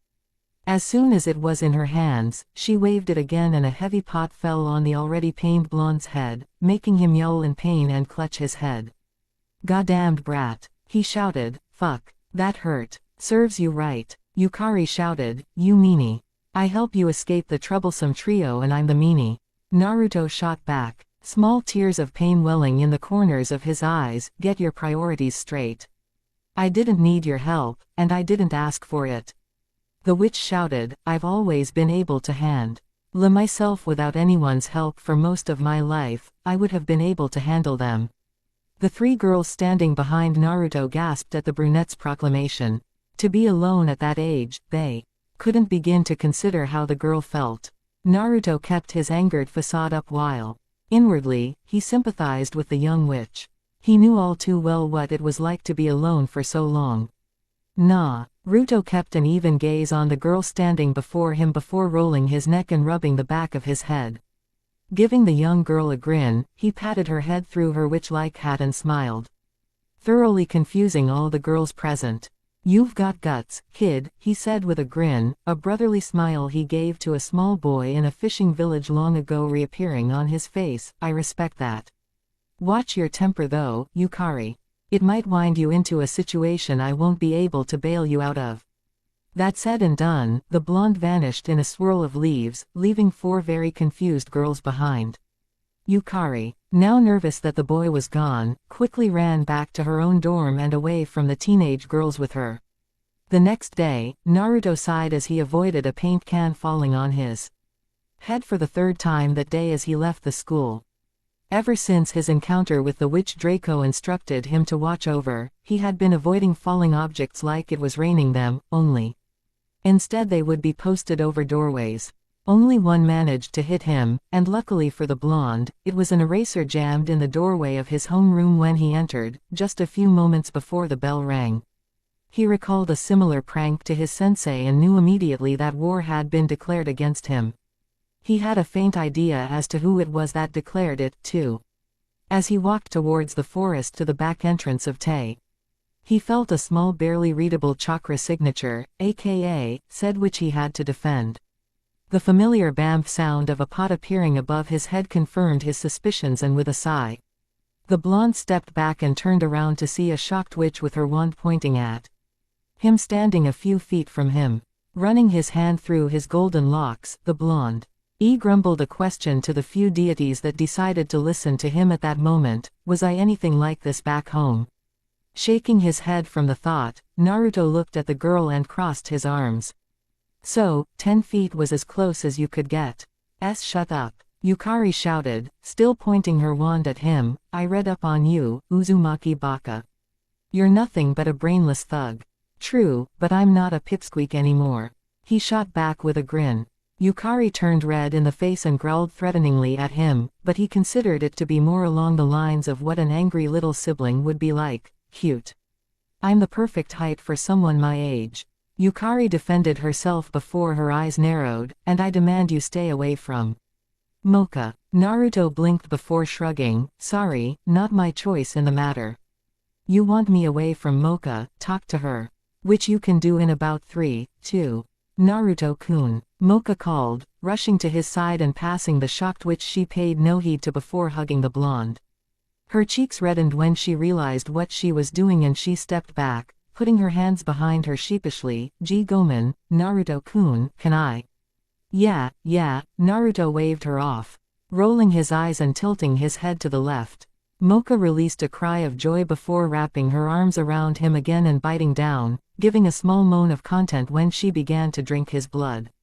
Naruto put his arms around her before he began lightly swaying, just to tease the shocked witch in front of him. Yukari watched with wide eyes as the pinkett she adored gave the school idiot a hickey to rival all hickeys. Why, you, get away from Mocha-chan. Yukari shouted before waving her wand. Several pots appeared above Naruto's head and they fell hard. The blonde took each hit with a grunt, eventually disrupting Mocha's meal and making her back off from him. When she released him, a little disgruntled and flushed that her feeding was interrupted by his seemingly naughty grunts, the blonde began swaying again. Pass the salt Ayame Nichan, dismiso ramen is too bland, the Tomoe-eyed boy muttered before his eyes rolled into the back of his head and he fell backwards.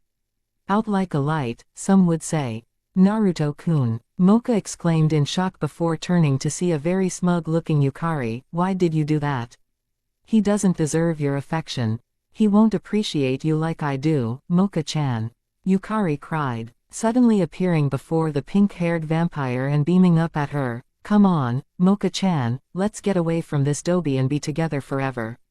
What? No, why would I go with someone that hurt my friend?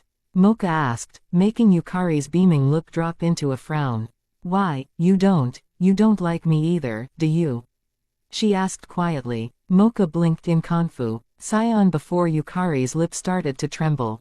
Before she could attempt to console the girl, Naruto released a groan of pained awakening and her attention went to him.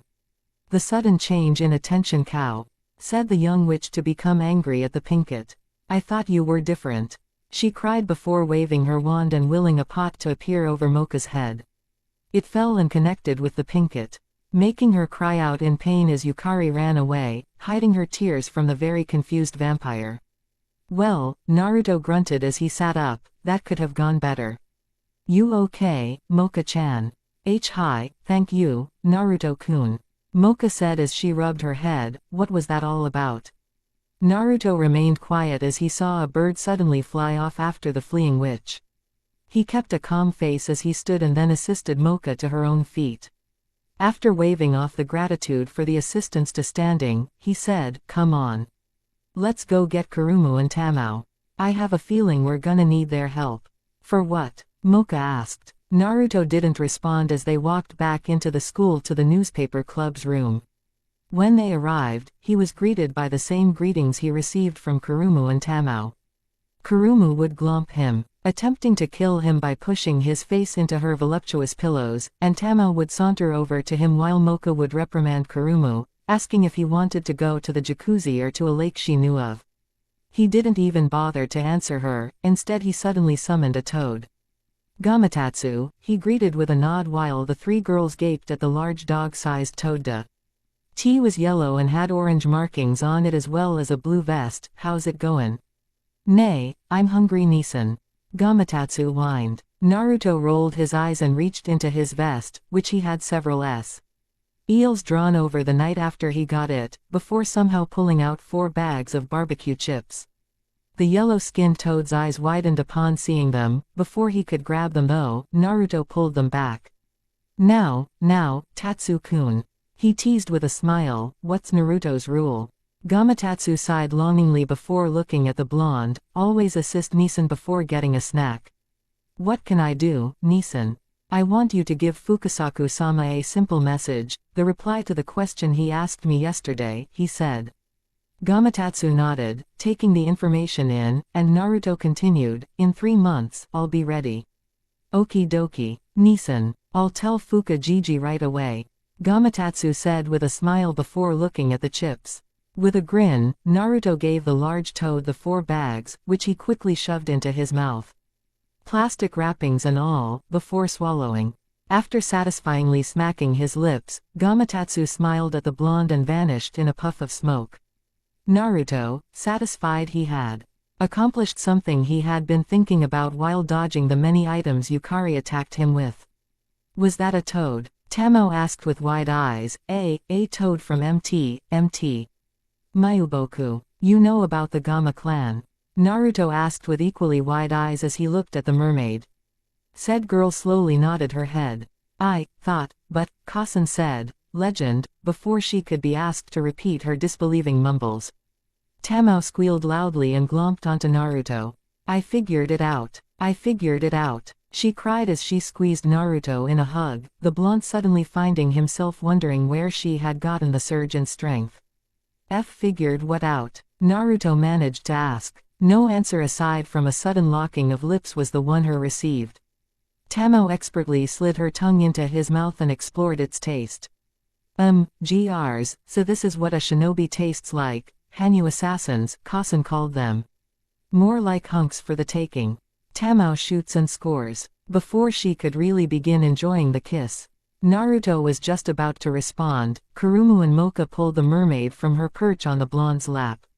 The 3 then began to fight while a dazed Naruto fell back in his seat. His mind sent into a whirl as he tried to wrap it around what had just happened. A certain young witch sniffled as she sat against a tree. What was I thinking? Mocha-chan, loving me when she can have a bad boy like Uzumaki Naruto. Not to mention he's apparently the strongest monster here. Why would anyone want to be with me when they could have someone like him? Well, a certain voice hissed in displeasure, making Yukari's eyes widen in fear. Look who we have here. Yukari looked up to see the class president smirking down at her with his 2 thugs standing on either side of him. One cracking his knuckles and the other eyeing her hungrily. Yukari reached for her wand only for it to be snatched out of her hand once again. I don't think so, the class president growled before holding the wand in 2 hands. Last time I didn't know this stick of yours was dangerous, but now I know better. Give it back, Yukari shouted, hopping to her fair wand. She was really regretting not putting a retrieval charm on her wand when her mother offered to. The class president laughed as he continued to pull it out of her reach, his 2 lackeys also finding humor in her torture. Ah, come on CP, one said. This is getting real old, real fast. Let's just eat her and call it a day. Sides, we still gotta deal with that Uzumaki kid. You're right Gerald, CP said with a grin before looking down at the horrified Yukari. But first, to the young witch's horror, the class president snapped her wand in half. The tears that were falling before rushed back to her face and she looked on at the broken stick he threw at her feet. The 3 laughed at her sadness, finding amusement in toying with their prey. The class president sighed before grinning predatorily. This has been fun and all, Sendo, he said sarcastically and earning the young witch's attention, but enough is enough. The boy looked at his 2 lackeys and nodded, making them grin. To Yukari's horror, the human skin of each boy tore as their muscles, bones, and scales beneath their disguises ripped out. Claws and fangs grew in place of fingers and teeth, and a horrible odor filled the young witch's nose. Their scales were a hideous brown and their yellow eyes narrowed at her. Heh, the leader of lizard men chuckled darkly as he glared down at her. I'd like to say it's been nice knowing you, but I'd be lying. Goodbye, Borderblood, and good riddance. Yukari's eyes squeezed shut as the lizard man reached for her. A single thought ran through her mind, one she would have never expected to think at that moment. Naruto, Mocha-chan, I'm sorry, the young brunette thought as tears spilled down her cheeks. A pained grunt filled her ears, but when no acknowledgement of pain came to her senses, Yukari opened her eyes in confusion. Doing so, her eyes widened and she felt her jaw drop. Standing with his hand clenched tightly around the class president's scaly wrist, Naruto had his back to her. The BL-own teen with Tomoed eyes glanced over his shoulder at the scared girl and he gave her a foxy grin. Didn't I tell you to watch your temper? He jokingly asked. You're lucky I was in the area. Him again. Let go of CP. The 2 other lizard men growled as they crouched into defensive stances. One made to pounce at the blonde, when a flying kick from a winged blue-haired beauty sent him rolling onto his back. "Stay away from my destined one, you ugly son of a bitch." Kurumu snarled, landing and baring fangs and claws at the downed lizard man. Yukari blinked in confusion and her attention went to the third lizard man, who turned to run only to be hit by two simultaneous fists to the jaw. Falling to his back revealed a pissed-off mermaid and an odd pinkett that was staring at her fist. "Wow," Mocha mumbled. "I didn't know I could hit that hard. See, and you said I'd have to remove your Rosario. I knew you were strong without her, Mocha-chan," Naruto said with a smile to the pinkett, earning a blush from her and two envious glares from the two blue-haired girls. He smiled before his eyes hardened and his glare turned intense on the class president, still transformed and struggling to free himself from Naruto's grip.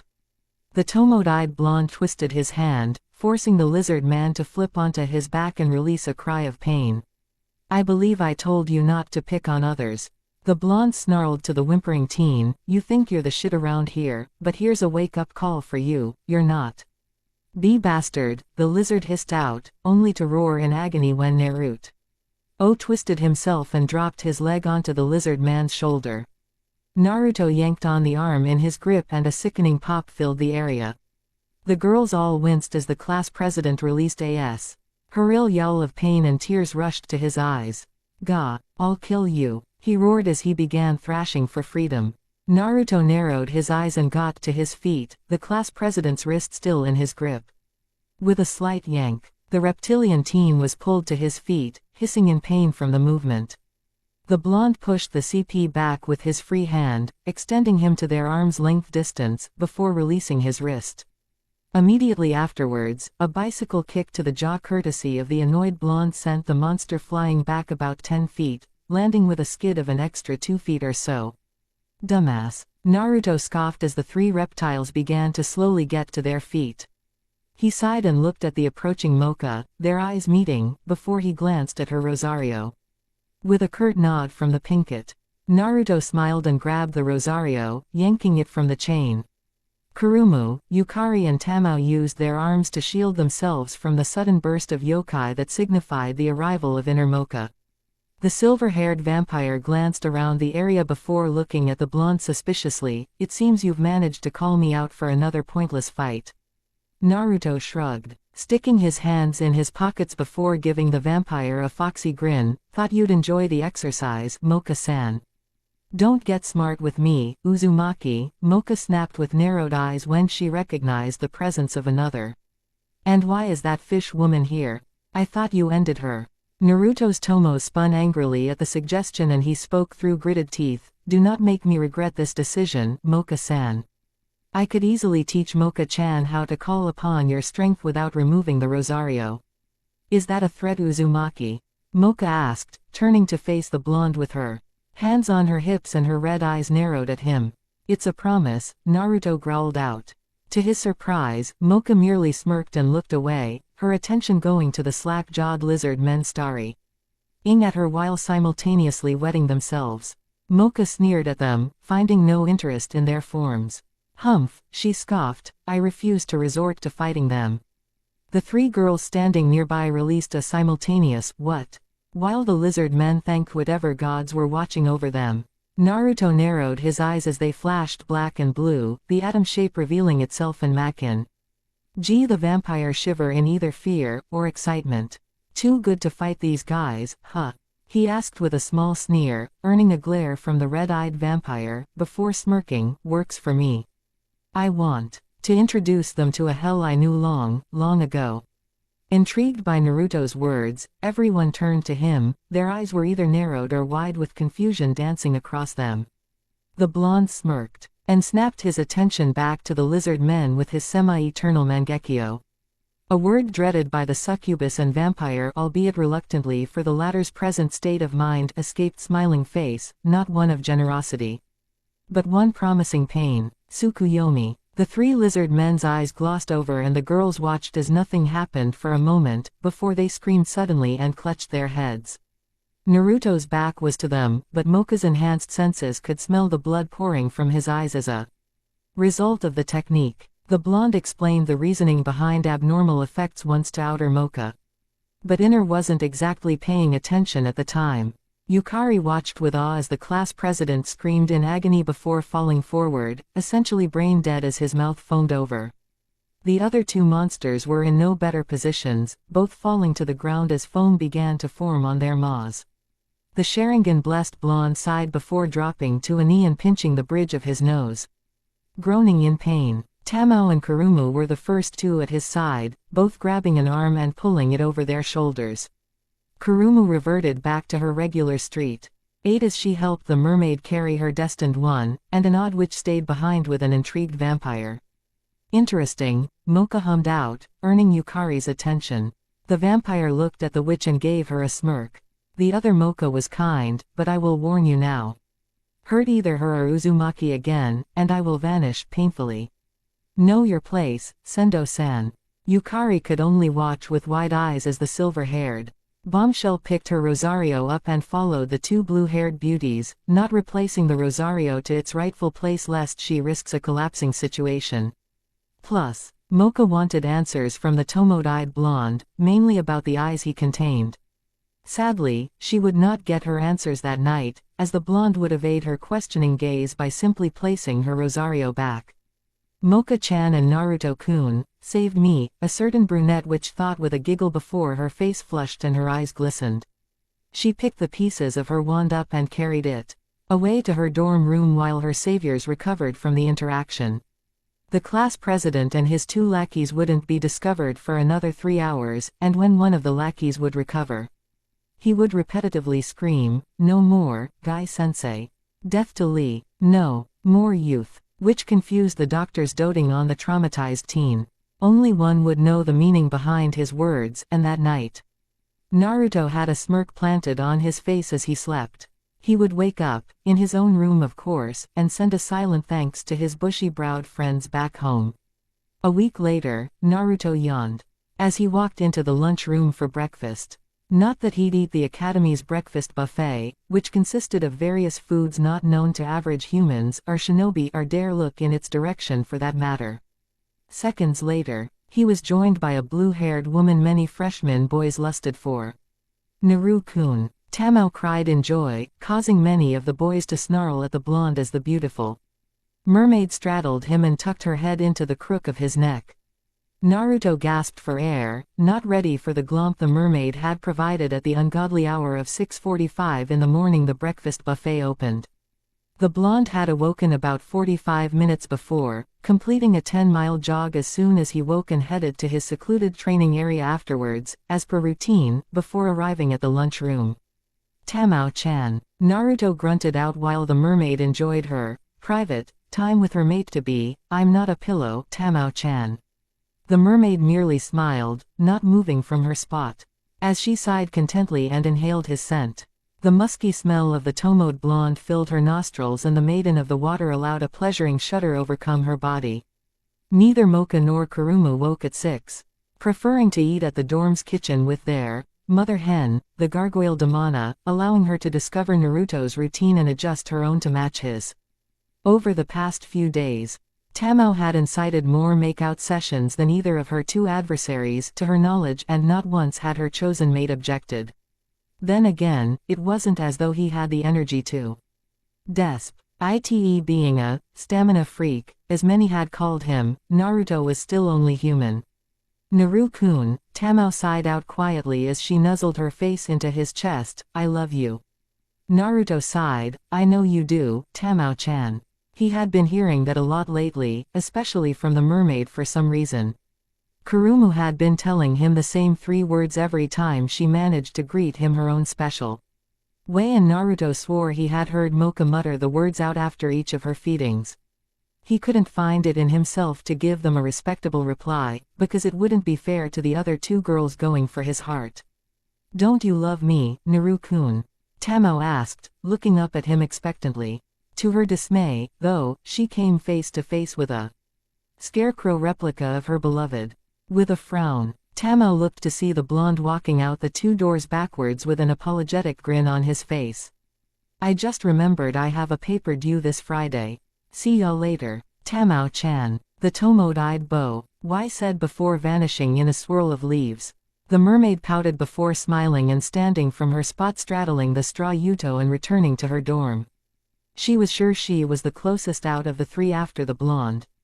So she wasn't worried. Unless some other girl was thrown into the mix, Tamao was sure she had Naruto's heart just about in her grasp. Elsewhere, a purple-haired girl with a sucker in her mouth sneezed before she returned to staring longingly at her gym teacher as he ate a donut, and in a palace, a platinum blonde girl in royal robes sneezed before attempting to soothe the cries of a young infant with cerulean blue eyes and platinum blonde hair, not to mention the faint 3 whiskers on either cheek. Naruto-kun, Mocha cried later that day as she jumped onto his back playfully upon entering the newspaper club's room. Naruto grinned. Out of the 3 at the school, Mocha was the only girl he could really tolerate. The only thing that really annoyed him would be Yata. She cried in joy, similar to his own excited cry, before sinking her fangs into his neck. Ga, Mocha-chan. Naruto protested, not cool. Mocha-san, Akashiya, what are you doing to Naru-kun koi? 2 very upset blue-haired beauties shrieked as they came across the feeding girl. Naruto sighed again, his Tomoe eyes spinning slowly as he sensed an approaching presence. Turning and interrupting the pink-haired Mocha from her free period feeding, making the young gorgeous vampire pout profoundly, the spiky-haired blonde looked down to see the witch hat-wearing brunette he was supposed to be protecting beaming up at him. With a friendly smile, Naruto said, "Ohio, Yukari-chan. Fancy meeting you here." The young witch giggled and her cheeks turned a slight shade of pink. "Hi Naruto-kun." "Mocha-chan. And what do you want, you brat?" Kurumu asked, still irked the girl had attacked her love for no reason time and time again over the past week. The only positive was the comforting hug Kurumu would often pull the blonde into afterwards. A pot suddenly appeared above her and fell at an alarming rate, only to be swapped out with a pencil that bounced off her head and landed on the ground. The busty succubus blinked in confusion, looking at her destined one as he spun the pot on his finger, looking down disapprovingly at the pouting witch. "That wasn't very nice, Yukari," Naruto scolded. "And your timing was way too obvious. How many times do I have to say it? Take the names in stride, and get back at them when you least expect it." "Hi Naruto-sensei," Yukari said as she wrote the reminder down on a notepad that appeared from nowhere. The 3 girls' jaws popped open upon hearing this. Their mate-to-be destined one friend was giving advice to the girl on when to prank someone. "Naruto-sensei," Kurumu chorused, looking at the blonde with confusion on her features. "Long story," Naruto waved off, "I'll tell y'all later. What can we do for you, Yukari-chan?" "I wanna join the newspaper club," the brunette cried before leaping at Naruto, who swapped himself out with Mocha, only for the witch to cry out in joy as she nuzzled himself into her bosom. Mocha exclaimed with wide eyes, "Why Yukari-san? I love you Mocha-chan." Yukari cried, "And I'll stop anyone who keeps us apart from each other and our Naruto-kun. We shall bed each other every night, threesome, FTW." The blonde teen in question laughed even harder and held his gut. Kurumu's and Tamao's eyes widened at the proclamation and they shouted, "Hell no. Stupid cows." Yukari cried, pointing her somehow fixed wand at the 2. "Stay away from my lovers. My lovers." Naruto repeated between his laughs as he rolled onto his stomach and pounded his fist on the ground. "Little brat." Kurumu growled, beating the witch by her shoulder and pulling her off the thankful, and shocked, vampire. Mocha's face heated up when she realized exactly what Yukari had said. She snuck a glance at the Tomoed blonde as he howled with laughter on the ground and her blush darkened, her face turning a dark shade of red. "Fat cow." Kurumu looked livid at that name and her eyes glared back at the defiant chocolate orbs glaring at her. "Then I guess Naruto-kun is a lolicon," Yukari shouted. The declaratnap from his laughing state and wiped the tears from his eyes. "Yukari-chan," Naruto said, getting everyone's attention, "don't assume things, okay? Now, come on, I have something I want to show you." "Your penis?" she asked almost too eagerly. The blonde rolled his head back and barked a laugh out while the 2 blue-haired beauties glared heatedly at the disappointed brunette. Naruto grabbed Yukari's shoulder and looked back at the three girls now throwing pouts his way. Now don't be like that. We'll be back, Yane. Aw, look who it be. Mac greeted the blonde as he released Yukari's shoulder. The young witch stumbled and grabbed a chair in an effort to recover from Naruto's shunshin. The red-headed leprek. Han laughed at her unease and looked at the rest of the group. Now we need only to wait for Blitz, Draco said as he took a puff of his cigarette. Mac gave a friendly nod to the odd witch as she looked around at the other members of the Monstars. Naruto walked past her and sat in his chair, yawning and cracking his neck. Ra had noticed this and grinned before speaking. Someone been getting it on with his vampy girl, Is she a yowler? Naruto sent a bored glare Rawhead's way. Ha ha ha, you're a fucking riot, Rawhide. The boogeyman said with a grin, that I am, but ye din, I answer me, Blondie. The other members, even the smoking leader, looked expectantly at the toad-eyed blonde. Naruto groaned as Yukari squealed, yay. Threesome, here I come. As expected, Mac and Ra Head burst out laughing while Draco choked on his cigarette and Vern stared with wide eyes at the blonde. I didn't know you were a lolicon, Ruto, Vern muttered before clapping a hand to his head. Now I understand why you're not screwing Akashia, Huron, or Ichinos.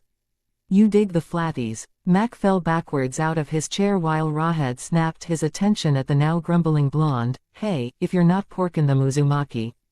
Kunai, Avenue 1. A kunai manifested from an unknown location on the blonde embedded itself 3 inches deep into his shoulder. The boogeyman grunted as he pulled it out and Mock glared at the infuriated Hanyu. Could have just said, no, Rawhead, you may not, but no, gotta go and throw another knife at me. Not my fault you're a goddamn spirit, Ra. Naruto snarled. Yukari blinked in confusion before finally voicing the question she's been waiting to ask. Naruto-kun, where are we? Who are these guys? She asked him. Naruto looked at Draco and the dragon shook his head. Naruto looked at the witch apologetically. Sorry, Yukari-chan, he said, I can't answer those questions, yet. Yukari frowned before smiling, okay. Why am I here then? I can answer that, Imouto. A chilled voice said as he walked into the room. Yukari looked over to see a teenage boy nearly 3 times her size and her eyes widened. Around his left leg from the mid-thigh down was a cast with several symbols engraved on it and names signed in many different names. I need your help, Blitz said quietly as Vern and Draco assisted him in sitting down. Naruto frowned, he was unaware the Yeti had been injured. But then again, Draco did say this would be a good test to see if the witch could help the Monstars later on. Blitz looked at the shocked witch, recalling a time when they first met. Blitz ni. The young brunette whimpered out, her eyes tearing up before she shot over the large oak table with the Monstars insignia carved into the top and hugged the Yeti tightly. I missed you. Blitz chuckled before hugging her tightly, the 2 rookies of the club watching with confusion on their faces, and the 3 veterans smiling, knowing of the witch from stories the Yeti told them.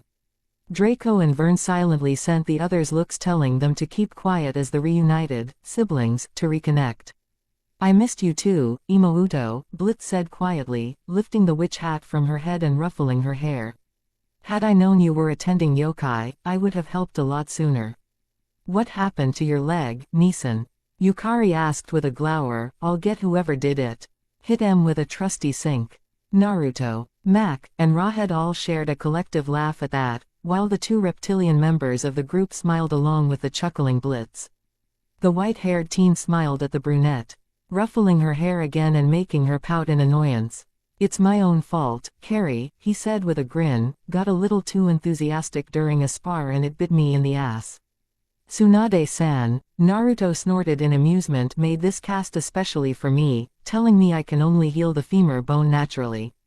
But luckily for me, I happen to know a young witch in training T knows an actual healing witch whom happens to be her mother. How do ye know, Yukari, was it? Rawhead asked the brunette, earning a nod from her as she climbed up to sit atop the Yeti's shoulder. As though she fit perfectly, which she did before he continued, how do ye know her anyway, Blitz? There's a story I haven't thought about in a while, Blitz said with a chuckle before beginning tea. Oh, tell them how he had met the young witch's family a good 7 years ago. It was during his time in New York that Blitz had first met Yukari, having gotten separated from his mother as a 12-year-old and meeting a friendly family of witches that assisted him in finding his mom. The families stayed in touch, celebrating New Year parties and birthdays together thanks to magic and the powerful puppy dog look often given by the brunette witch. Yukari threw in her own stories, which made the white-haired Yeti feel embarrassed, knowing his friends would rib him for them later, especially a story concerning a rubber duck, a firework, and a very, very unlucky family black cat. He blew it up. Rawhead laughed out, "My good God, lassie, say it nay be true."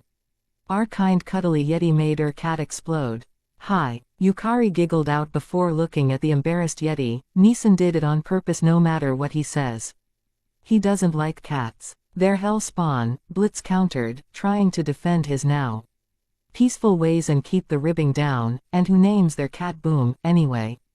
"I was 5. Yukari whined as the Monstars laughed at the squabbling siblings. "Be nice, Neeson, or I won't call my cousin. You will so, Carrie." The Yeti countered with a smug grin, "You love me too much." The group laughed again as Yukari crossed her arms over her chest and puffed her cheeks out in a pout. It was the beginning of the young witch's next chapter in her high school life, one she was excited to begin. Especially with her beloved Naruto-kun and her favorite, Neeson. The weeks had passed the group was entering his 3rd month at the school, coming up on the quarterly tests. Kurumu and Yukari had continued to argue, with the latter becoming more and more of a perverted younger sister to a certain Uzumaki. Yukari had often voiced her dreams during Monstars meetings of a 4-way between herself, Akashi Imoka, Naruto and Blitz. The club's UK members wouldn't let the Tibetan and Hanyu live it down. Mac and Rawhead laugh about it to this moment.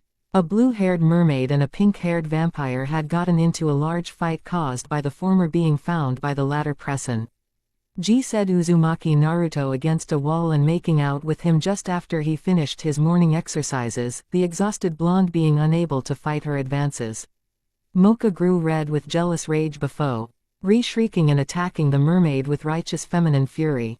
During Tamao's recovery from her onslaught, the pink-haired vampire spun around and captured a dazed blonde's neck in her mouth while slightly grinding against him. "Perhaps Yukari is more of an influence on Mocha than we think." Tamao shook herself from her daze and growled before attacking the pinkette, causing Mocha to harshly remove her fangs from Naruto's neck, which made the blonde yelp in pain. Naruto clutched his throat before flaring his chakra, which he had done to signal his other club. This alerted Vern and Rawhead to his predicament. The 2 Monstars member at their friend when they arrived. "God man." Rawhead managed to gasp out, "The hottest girl in school is necking ye and ye can't even live through it. What's wrong with that picture?" Shut up." Naruto gasped out. The 2 girls that were starting to rip each other's clothes off stopped, much to the dismay of many male witnesses, and turned towards their injured crush. "Naruto-kun, Naru-kun." Tamao and Mocha simultaneously cried before they both rushed to his aid. Mocha put her hand on Naruto's neck over his own, applying inhuman strengthened pressure to his neck, increasing the clotting of his blood. Tamao, seeing the pinkette was doing something productive for her mate-to-be and apologizing for causing his injury, turned on the 2 Monstars members. "Now who are you 2? Stop laughing at Naru-kun. You could have made an effort to help him." The mermaid shouted, causing the 2 boys to shrink down into themselves. Tamao-chan, N. Naruto started before breaking out into a fit of coughs and spitting up a disgusting combination of phlegm and blood. "Naruto-kun." Mocha cried in fear as she slid her shoulders under his left arm and snaked her right arm around his waist, steadying him as he held his throat. "Don't try to talk, heal first." Forgetting the 2 that had been laughing at her crush, Tamao appeared in a mirrored position on Naruto's left. "My poor mate." Tamao cooed, hugging the recovering blonde around his chest, over Mocha's arm and under his arms. "Did the bad vampire hurt you?" "Bad vampire?" Mocha growled, "You're the one that pulled me off him. I was doing him a favor and keeping you from draining Naru-kun." "Dry," the blue-haired girl hissed out before smiling up at the blonde. The pinkette glared at the Aiden and Naruto groaned in discomfort and pain. The blonde's annoyance started rising when Rawhead and Vern spoke again. He's gotta be gay, Vern said as he watched the whole scenario with wide eyes. No straight guy would ignore such a thing. 'Tis a damn shame he gets those fine pieces of ass. Grumbled Rawhead as he crossed his arms over his chest. This is just horrible to watch, such nice potential. All to waste. A kunai suddenly sent the boogeyman to the ground, stopped there whining, and all eyes watching went to that of the Tomoed blonde. His left eye was twitching in annoyance and his left hand was drenched in blood. Still in the post-throwing position. GZUSH Christ. Rawhead hollered in pain as he yanked the kunai from his left pectoral. That one was in my lung, ya daft idiot. Aw, fuck off, Rawhead. Naruto grumbled, using the girl's stunned silence as a means to escape their glomp. He walked over to the boogeyman and held out a hand to the bald teen, offering to help him up. Rawhead accepted the hand and got back to his feet before driving his fist into the blonde's shoulder, earning a chuckle from the Tomoed boy. Stop throwin' things, Rawhead growled, making the wyvern laugh and Naruto roll his eyes. The girls watching both felt their jaws drop before they stormed over to Naruto and tapped his shoulders. Turning to face them, Naruto was now face to face with two sweetly smiling beautiful women. Their eyes gleaming with hurt and anger at discovering friends Naruto had kept from them. Naruto-kun, Naru-kun, they both said. How do you know them? Who are these guys? Oh, well ya see, Naruto fumbled for an explanation as only Monstars members or hopefuls such as Yukari can know of the existence of the club. He looked over his shoulders at the two boys, both of whom merely smirked and shook their heads.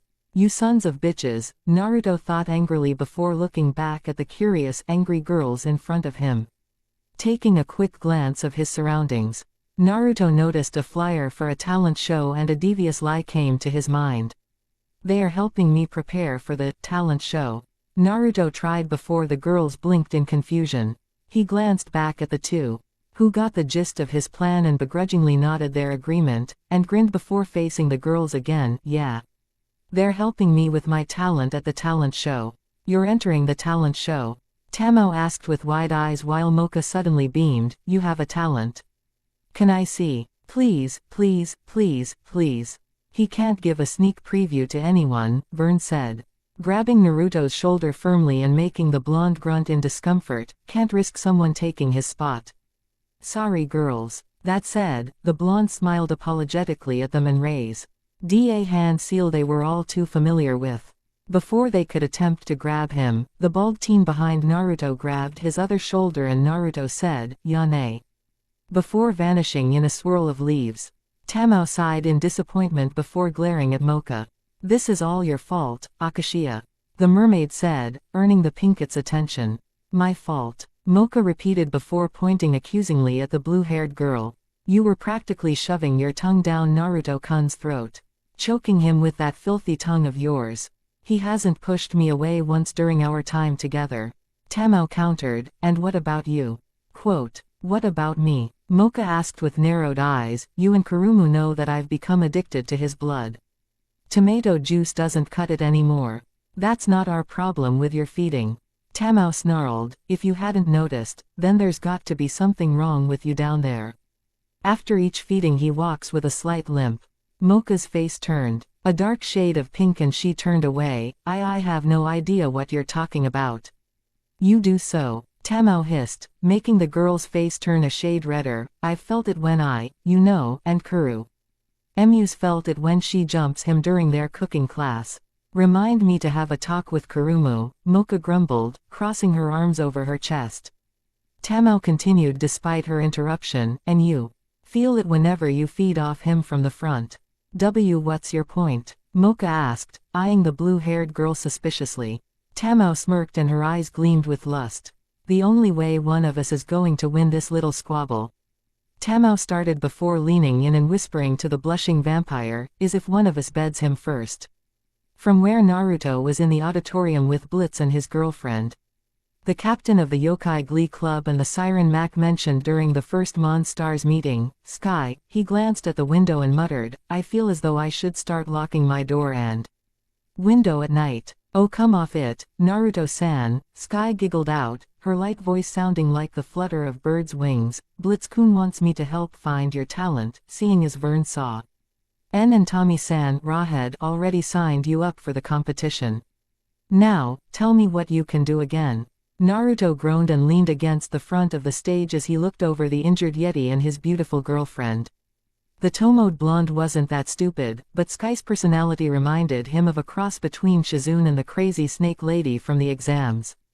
Her aura radiated nothing but sadistic malice with an underlining aura of kindness, and the siren looked just like teammates Sensei Kurenai, only with sky blue eyes, which are her namesake, and long sliver hair. I can make duplicates of myself, cast illusions, and create lightning, fire. Stop, Sky interrupted him with a hand up. I didn't ask about your fighting skills, I asked you what you can do. Like what? Naruto asked with a furrowed brow. Sky sighed in exasperation before gesturing to the Tomoed boy while looking at her boyfriend. What can he do? She asked him. Blitz shrugged and the silver-haired girl slapped him over the back of the head. No help from you whatsoever. Rubbing her eyes, Sky said, okay, we have 10 hours until the show. What's something you do that no one knows about? I lose control of He demon inside me and steal my best friend's eyes before killing him brutally, Naruto thought with a dry chuckle before sheepishly saying, Blitz, seeing the hidden potential in one word, I've got an idea. Pulling his girlfriend's ear to his lips, Blitz whispered a few things to her. Slowly, a smile came over the silver-haired girl's face, and when he finished speaking, she looked at him and said, Babe, you're a genius. So I'm told, the Tibetan native said with a grin before both looked at the confused Tomoed blonde and smiled.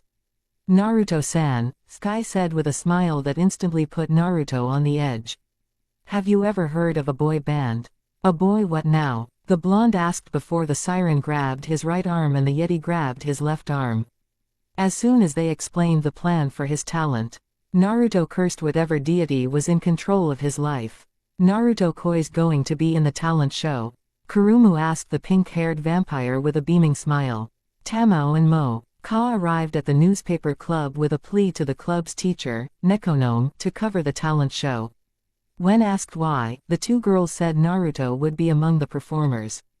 Of course, this earned the other two girls' attention and both bombarded the two girls with questions. Yeah, Tamao answered for the pinkett trying to pry the glomping witch off of her chest, but two guys helping him wou. Eldon let Naru-kun show us what he can do. Two boys are helping him. Yukari asked, dropping the pouch she was giving to Mocha for prying her off, what do they look like? One's practically a skeleton, Mocha said. And he had a scary voice, but he seemed unaffected when Naruto-kun threw a kunai at him. The other's a short blue-haired boy, more like your hair Kuron, the mermaid threw in, he's about 5 inches shorter than Naru-kun. Rawhead and Vern. Yukari thought before beaming, oh I know them. They're goofballs. Naruto-kun's perfectly safe with them. The other three, not so sure Yukari was just trying to keep Mocha in a chipper mood or off guard, didn't lighten up at all. They seemed to tense even more if anything. Do I have to wear this? Naruto asked with annoyance as he looked at himself in the mirror. He was dressed in black leather pants, making him feel incredibly stupid, a sleeveless navy shirt with an orange swirl on the front of it, which was much tighter than he was used to. And he was shoved into a pair of blue and black shoes that Blitz called Nikes. Not to mention Sky made him pull the Shodai necklace over his shirt and had him tie his Hetai Itewh. Ikshi found after going through his duffel bag he hadn't found the need to unpack around his left bicep. Yes. Blitz and Sky simultaneously replied as they went through his things. Sky huffed in annoyance before looking at the blonde. Where's your iPod? She asked. Naruto looked dumbly at her and the siren tried again, your Zune. The hell is a Zune? The Tomoed blonde asked her. Sky pale. and looked at Blitz who sighed and dropped the blonde's duffel bag. Where you come from, do you have MP3 players? Blitz asked. Naruto slowly shook his head. I've never heard of a more ridiculous name, the boy said. Crossing his arms and leaning against the wall, what is it? Blitz reached into his back pocket and pulled a small rectangular device with a small screen on it and a circle just beneath it. The Yeti. Third year pressed a few buttons on the device and handed it to the blonde while explaining what it was. Obviously your village is out of tune with today's technological advancements. An MP3 player, like my iPod Nano that you're holding, is a type of device that allows humans to bring their music or videos with them on the go. What kind of fucked up enchantments? Narut. Oh, mumbled as he explored the small device in his hand. Not magic, Blitz corrected softly, but science. Or rather, a human's explained version of magic. This small device can carry up to 2,000 songs. Bullshit. Naruto exclaimed with wide eyes, this little thing can hold 2,000 songs. How? That's the magical part, Sky interrupted her boyfriend before he could be lost to his technological fandom. We don't have to know. Here, use these headphones and choose a song that reflects your life. Sky, Blitz started to try and steer his girlfriend away from turning his club's new Proby into a mindless singing zombie, only to be silenced by the glare that threatened one of the few things keeping him happy. Being as smart as he was, the Tibetan became very quiet as Naruto searched through the iPod for a song. As soon as the blonde started nodding his head to a beat only he could hear due to the headphones, Sky and Blitz looked at him with small smiles. He looked back at them and pulled the headphones out. This one, he said, a small gleam of excitement in his eyes, if I'm doing this, I'll only do it with this song. Blitz took the iPod and looked at the song before grinning at Sky. Told ya this would be easy. Sky shook her head after seeing the song he had chosen before looking at him with a stern glare. Fine. This song, but then I choose the songs from now on.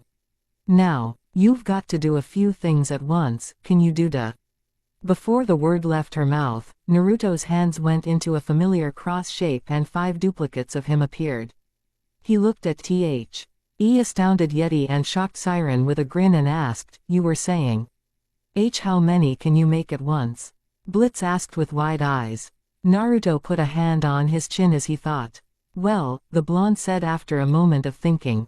My maximum limit before my clause for enrollment was perhaps 2,500, I could maybe pull off making 5,000, maybe more. Oh, over 5,000. Sky shrieked as Blitz, jaw visibly fell to the floor. How, what, where, just what type of monster are you, Naruto-san? The Narutos all grinned before replying simultaneously, one of a kind. Kurumu, Mocha, Yukari and Tamao all waited with bubbling excitement as they sat in the audience for the talent show. So far, a boy with glasses had done the plate balancing trick many have done before. Shockingly, a plate fell and he was escorted off stage. A group of tap dancers were after that, doing fairly well before someone in the audience threw a banana peel on stage. The fender was removed from the audience by the 2 boys Mocha and Tamao met earlier that day. Several other acts included an opera singer, a comedian that only succeeded in being cheered as he was dragged off stage, and other acts that had potential, once they practiced more. As the most recent act finished, an illusionist, a balding man wearing a turtleneck and scarf walked on stage. Thank you all for being a good audience. The drama teacher, Mr. Dao Inoue, said, and I'd like to thank my fellow judges for helping me with this year's talent show. Ms. Sky Day, our Glee Club's captain. Mr. Jine Morioka, our photography club's vice president. And the headmaster himself. Thank you. Now, unfortunately, we have only one more performer, a last-minute addition to tonight's show. Mr. Naruto Uzumaki will be singing for us tonight. The newspaper club all had stars in their eyes as the blonde walked on stage with a microphone in hand. He was wearing an orange sleeveless hoodie over a blue t-shirt that fit close to his body and black baggy leather-ish pants over blue and black Nikes.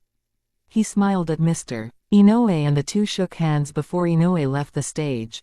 Naruto looked out to the crowd smiling sheepishly and scratching the back of his neck. I know that it's against the rules to use anything that would risk revealing what type of monster you are in the competition, he admitted, but I don't really want to win. So fuck the rules. The boys in the crowd clapped approvingly and the girls cheered as Naruto held his fingers in a familiar tiger seal and molded his chakra. 12. More Tomoe-eyed blondes appeared and they all removed their hoodies to differentiate themselves from the original. 3 stepped back and began beatboxing into the mics. One clone chuckled and another stepped forward. Ladies and gentlemen, from Konoha of High no Kuni, we are one-man band. Yo, boss, you ready? Another asked as the 2 other cloniers. The original smiled and took a small breath before stepping forward. Here we go, tell me what do ya see, when ya lookin' at me? He asked while pointing at himself.